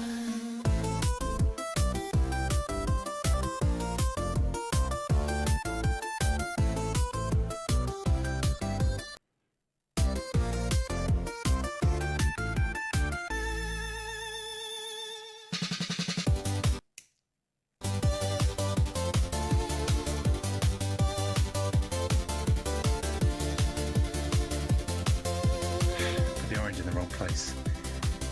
It's meant to be yellow.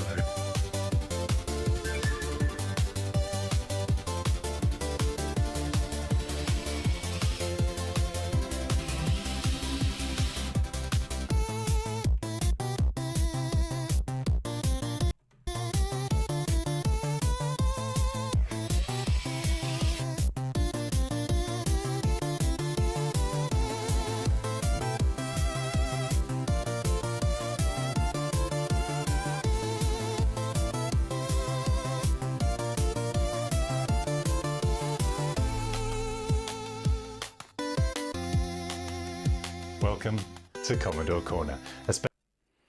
The only time that the rainbow is beautiful to me, other than when it's actually in the fucking sky, is when it's the Commodore logo. Look at that.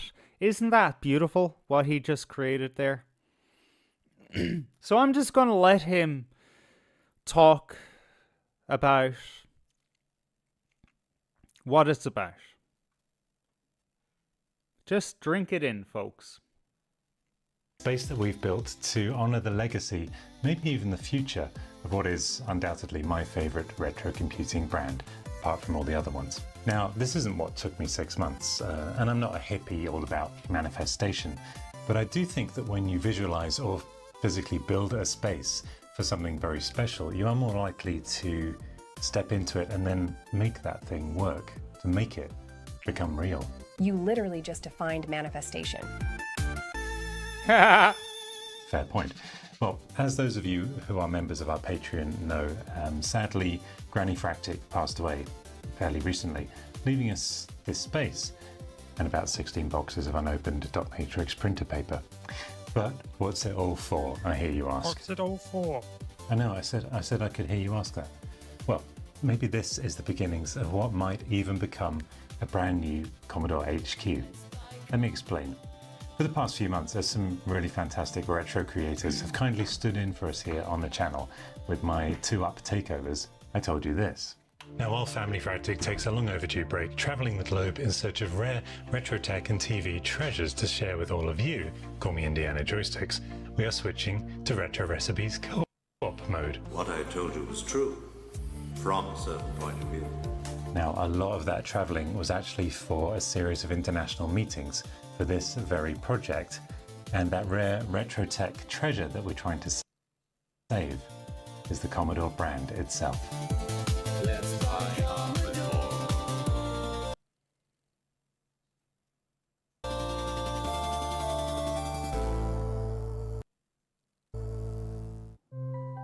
I know I'm not the only one who's felt it, like Commodore's been crying out to be saved. Not just remembered and owned by people who basically do nothing with it, but genuinely rebooted back to its 80s and 90s stature. Because dead brands needn't stay dead. They're not refounded by another faceless group or as a hollow cash grab, but perhaps for the first time ever in tech history, by us, the community who lived it, loved it, and never forgot it. And if this all works, and at the time of filming this, I genuinely don't know if it will be because of all of you, because of the community, the grown-up kids who wished it had never gone bankrupt and can help us join this very special mission to save Commodore. But I do want you to know that everything I've been doing here, I'm not doing it for me, well, not just for me, but for every one of you, every one of us who just loves the 80s and 90s, and for who Commodore is and was and always will be truly special. And because of that, we of course welcome collaboration with any of the other Commodore fan groups around the world in all of what we're doing here. Grazie. I think there is more than enough history, heart and, well, opportunity for all of us to share. So we're not operating in parallel, but we're truly doing it together. After all, so many of us shared that happiness of childhood nostalgia.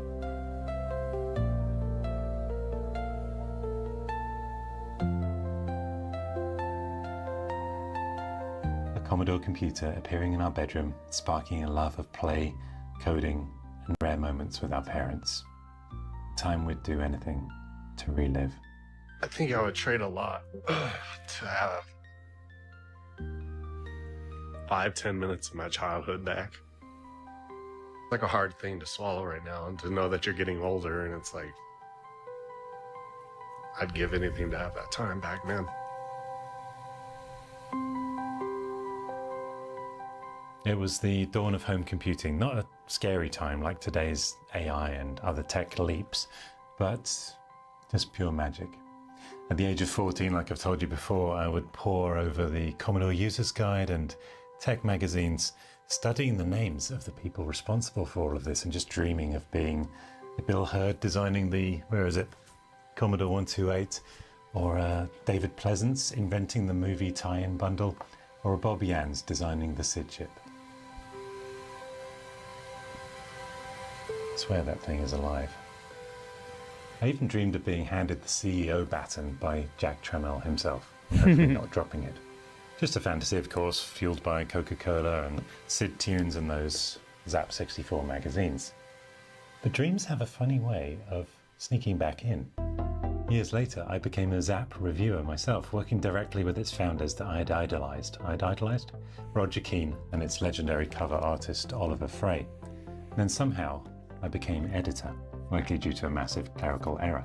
But when dreams sneak back in, you either chase them or you regret it forever. Now, if we're going to do this as a team, you need to get to know me just a little bit better. At the age of 8, I went to see the first ever movie I'd seen in a movie theatre cinema. It was Empire Strikes Back, and I went to see it with my dad, of course. And pretty much changed my life. In fact, it certainly did. I dreamed of being in Star Wars. And I worked really, really hard on that dream, as well as taking Yoda's advice that I'd seen in that same movie. Do or do not. There's no try. And to date, I've worked on or been involved in, I think, about 8 or 9 Star Wars movies and games, although I don't like to talk about it. At the age of 10, I watched Knight Rider, and I learned that one man, yes, or woman, or dog, or toddler, can make a difference. Now, I told my sister that one day I would own Kit from Knight Rider. I can still remember where I was standing when I said it. I can remember her laughing at me. Hey sis, if you're watching now, here we are. Stop posing and get in. We've got to tell them about our plan to save Commodore. Then Back to the Future hit when I was 12. We all dreamed of living in Hill Valley and being Michael J. Fox. Fast forward, and I've been jogging through Hill Valley for about a decade now, working at Universal Studios where it was made. But I also fancied myself as a bit of a Doc Brown, a bit of a mad scientist inventor. So we walked into Carphone Warehouse with a prototype cable tidy made from an old paint roller and walked out with an order for 10,000 units. And through all of this, I've learned one thing. Any of us, if we work hard enough, can turn dreams into reality. Now, you probably know the rest. I married the most understanding woman of all time. I mean, come on, she tolerated me building all of this. And we created an amazing little human who just astonishes me every day. And my gosh, I can't wait to introduce her to the Commodore 64 and do a bit of basic programming with her. I'm sorry to break this really emotional moment because it's going to get very more emotional. But dude, really? Your daughter's going to learn basic. I'm sorry, I'm such a dick. But all that means there is still one dream left. Commodore, founded in 1958, wasn't just a company, it was a cultural moment. In the 80s, it was king, outselling Apple and Atari by double. The Commodore 64 didn't just sell 27 million units, if you quote Jack Tramiel, though the official figures are much less because apparently they didn't declare all the sales. But even with those smaller figures, it still holds the Guinness World Record for the best-selling home computer of all time. Bigger numbers than some religions, and with better sound. But no, it didn't just sell us that, it sold us the future. And the Amiga delivered it. Jack Tramiel's mission, of course, computers for the masses, not the classes. And it worked. But the years that followed weren't so kind. By the early 90s, Commodore lost its spark. Expensive management missteps, CDTV, and missed opportunities, Amiga, led to its collapse in 1994. And then the brand was bought up, licensed out, forgotten, misused. But incredibly, Commodore never truly went away. To this day, there are 47 official trademarks still existing, the oldest of which dates back to 1983. It's kind of amazing, and here's why that happened. In 1995, German PC maker Escom buys the brand for $14 million.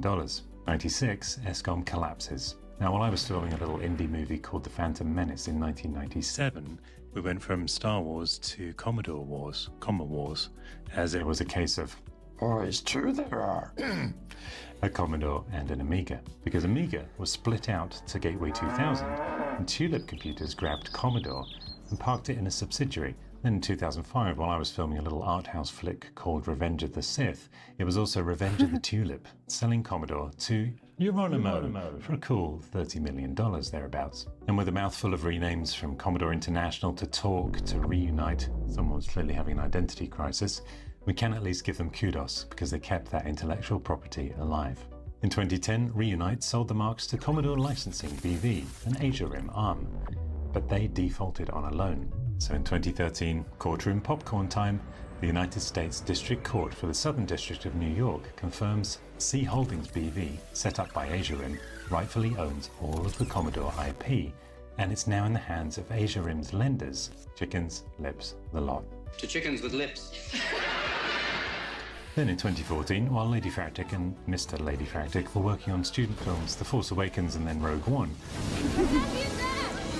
one rogue company, Palab Holdings NV, awakens Commodore's force from C Holdings only to Holdings onto it quietly for 7 years because, well, no disrespect to them, but as they didn't own Commodores as kids and as they got the rights because someone defaulted on a loan, I don't think they really knew what to do with it.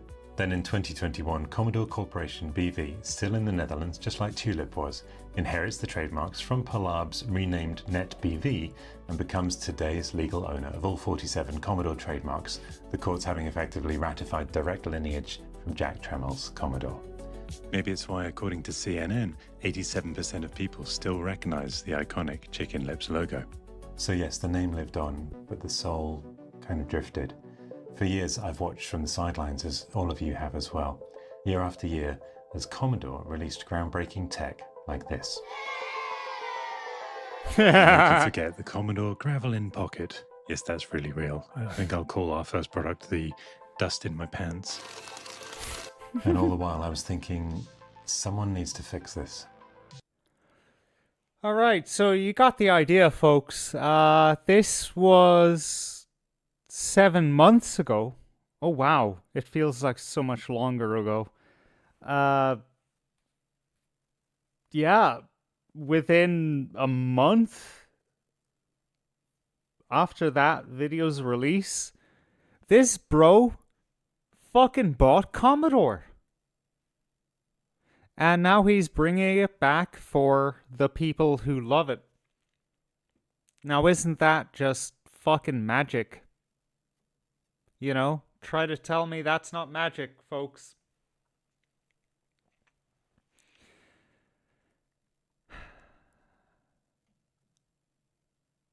Absolute magic. I couldn't tell you. I couldn't tell you any different. When I first watched this video myself, I cried. Gotta tell you, I cried.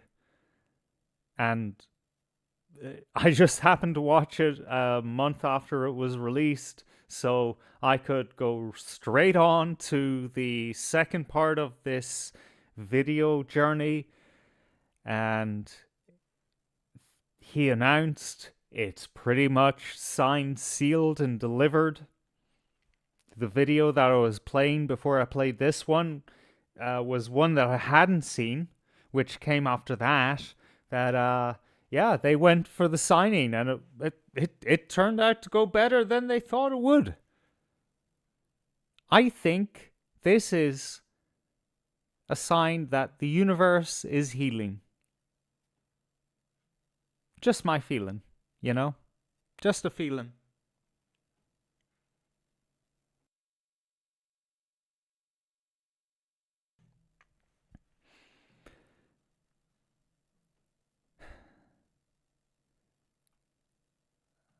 Because I'm going to tell you something. I've always wanted to go back in time, revisit, and permanently live in a previous era where algorithms and Web 2.0 even didn't dominate.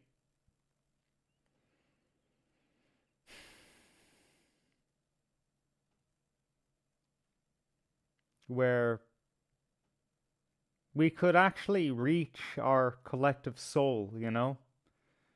We didn't have to go through so much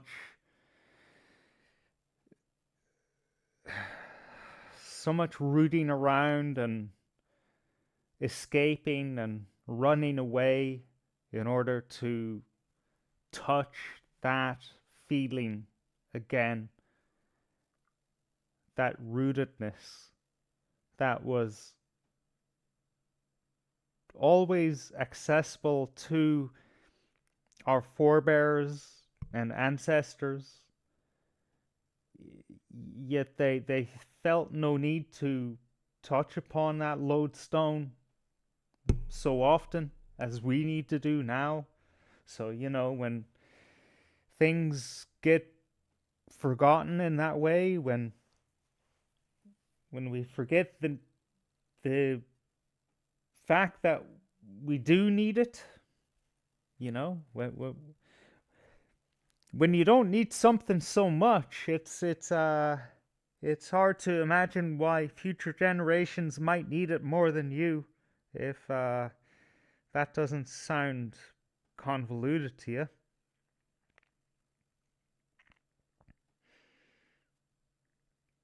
I don't know. It feels like we're going back somewhere. Because I think of the late Gen Z and the Gen Alpha, who are, despite the fact that they are born in this soup of Web 2.0 and afterwards, hyper social media, all this shit, they are turning their backs on that system. They're deciding, yeah, this isn't for me. I'm sorry, I'm out. They're uninstalling apps. They're doing what the meme suggests. They're touching grass. So they're doing a lot better than a lot of us are.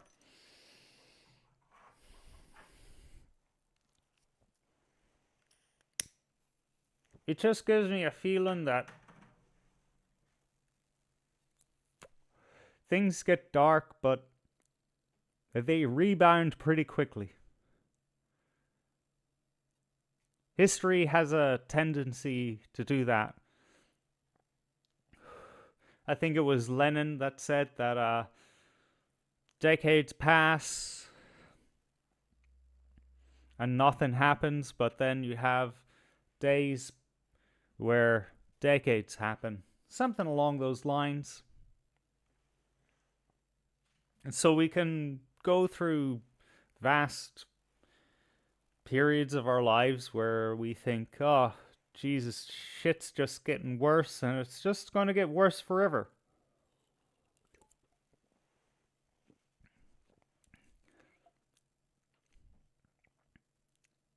Back 10 plus, 11 years ago, I was introduced to the neo-reactionary movement, conservatism, etc., when I realized that, holy shit, Europe is being flooded with migrants almost by design. And I was naturally inclined towards perennialism, such as Hinduism. Excusez-moi. I've convinced myself that we were at the early to mid stages or the mid stages of Kali Yuga. You know, the fall of the Roman Empire was, you know, the beginning of the end, and we were just in the middle or the early middle part of the end, and what we're seeing is pretty fucking bad, but it was going to get worse and even more darker, possibly for hundreds of years before we saw any rebound towards progress and a more humanistic connection to life itself. But things like this, make me think that we are actually going in a positive direction. I don't know what you guys think. Space Ghetto says I have to tap out. Up early. Good crack. Good night, y'all. Thanks, Howie. Top show. Thanks for sticking in with us there. Sorry, I only saw you now.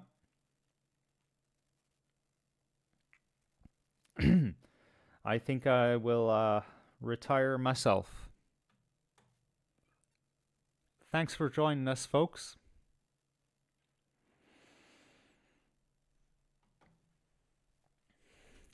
It was a good crack, as our folks say.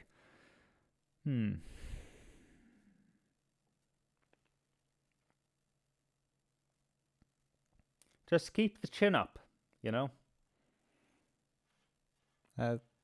That's my take-home message. So you know they had the WF Davos thing. We covered it. That's when. Yeah, that I wasn't planning on showing that. Sorry, folks.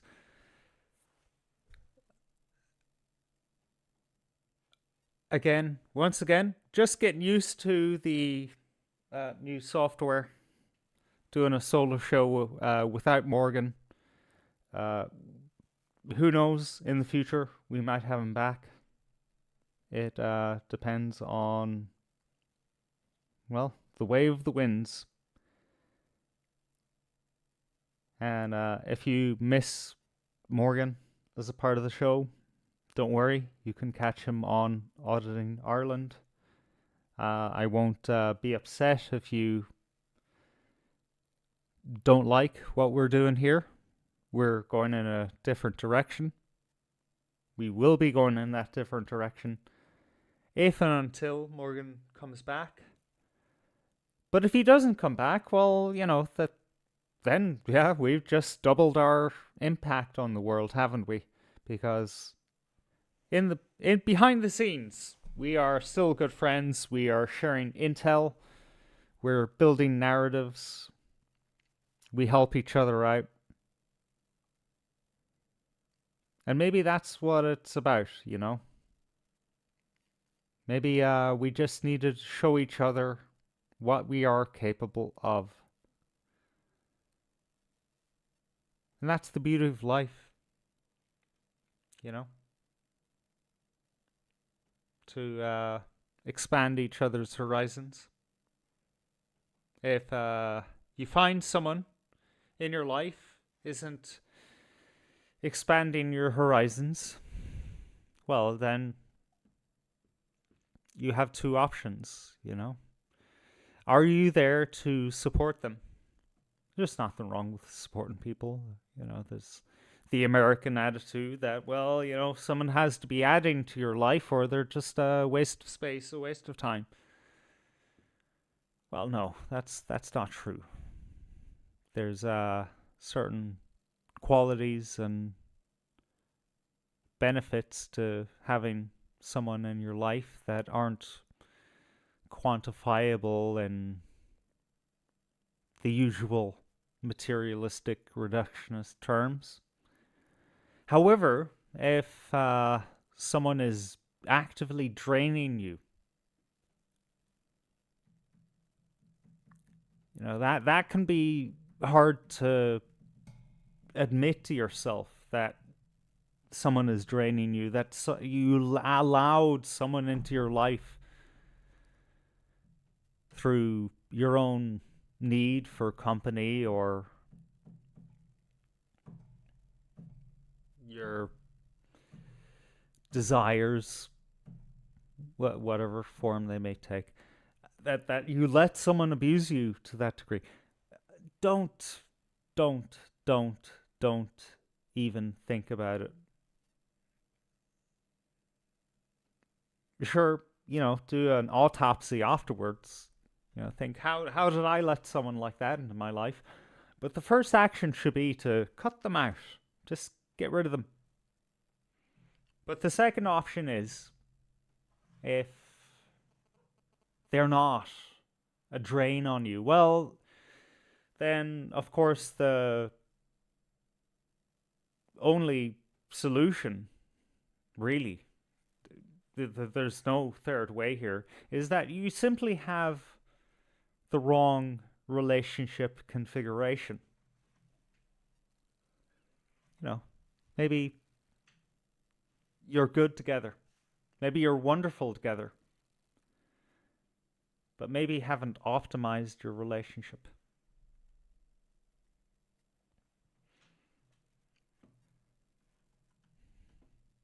Because there's many relationships to have. Friend, business partner, lover. A mix of the three. Our ancient ancestors understood this deeply.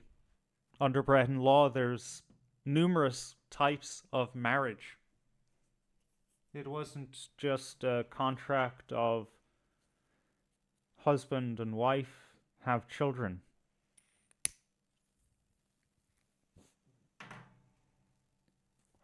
Back in the day, building a business with another human being was as serious as getting married.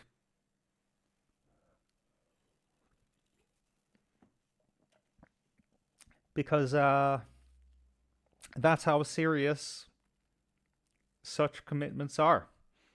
Our ancestors understood on a deeper level. Much deeper than we understand, that time is fleeting. We only have so much of our time and thus our energy to give to others. So when one gives so much energy to another, and that is wasted, there must be compensation. That's where, in our modern times, we get the idea of alimony, things like that, you know? Like husband and wife break up. These days, in the law, it's assumed that the wife is the one who gave up the most, and that's why men usually end up paying alimony, even when there are children involved, etc. Even if a woman has been pursuing her career unabated. See, our system is broken.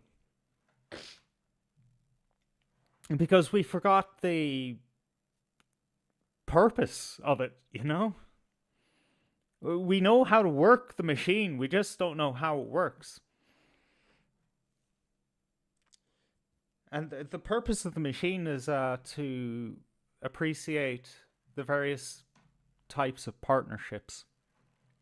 And this is why, going forward for the next 5 years, any income that the anti-broadcast makes will be 50-50 split with Morgan, even if he isn't a part of the show.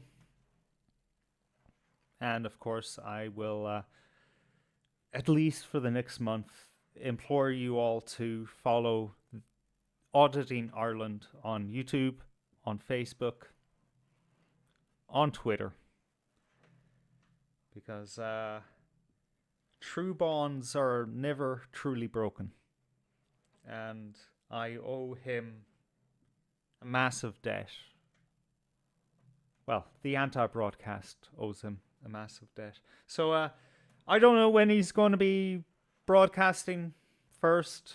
I think he's working in his workshop there, figuring out what he's going to come out of first on the scene with. He might be thinking about going out into the field once again with his body camera and his drone. A lot of our viewers have been encouraging him to get out there and do some on-the-ground journalism. So we'll see how that shapes out in the following weeks. But if any of you out there are wondering if there's any ill will between us, then just know that there isn't whatsoever. I hope to work with him soon. I'm not going to ask him what he's up to. I don't want to curse it. The last thing you want to do when you're working on something is to tell other people until you do it. So I'm not going to overstep in that way. But if he invites me to go out with him to do some auditing or follow him on a protest, I would love that. I'd put down all my tools and follow him. So, yeah. Thanks for joining us tonight. On the screen, you will find a ticker pointing you towards the antibroadcast.com. No, the antibroadcast.com. That's where you can find all of our links for following us on our alternative platforms like kick.com, kick.com, rumble.com. You can also follow us on our social medias like Twitter, Facebook, Instagram. You can also find our Buy Me a Coffee link, buymeacoffee.com/antibroadcast. Throw a few coins in our cup. Like I said, between now and the next 5 years, every donation or any kind of revenue that Anti-Broadcast makes will go towards Morgan, because that's how much time he's put into this project, and he's more than deserving of that. So you'll be supporting both of us, not just me. So catch us again on Saturday at 9 p.m.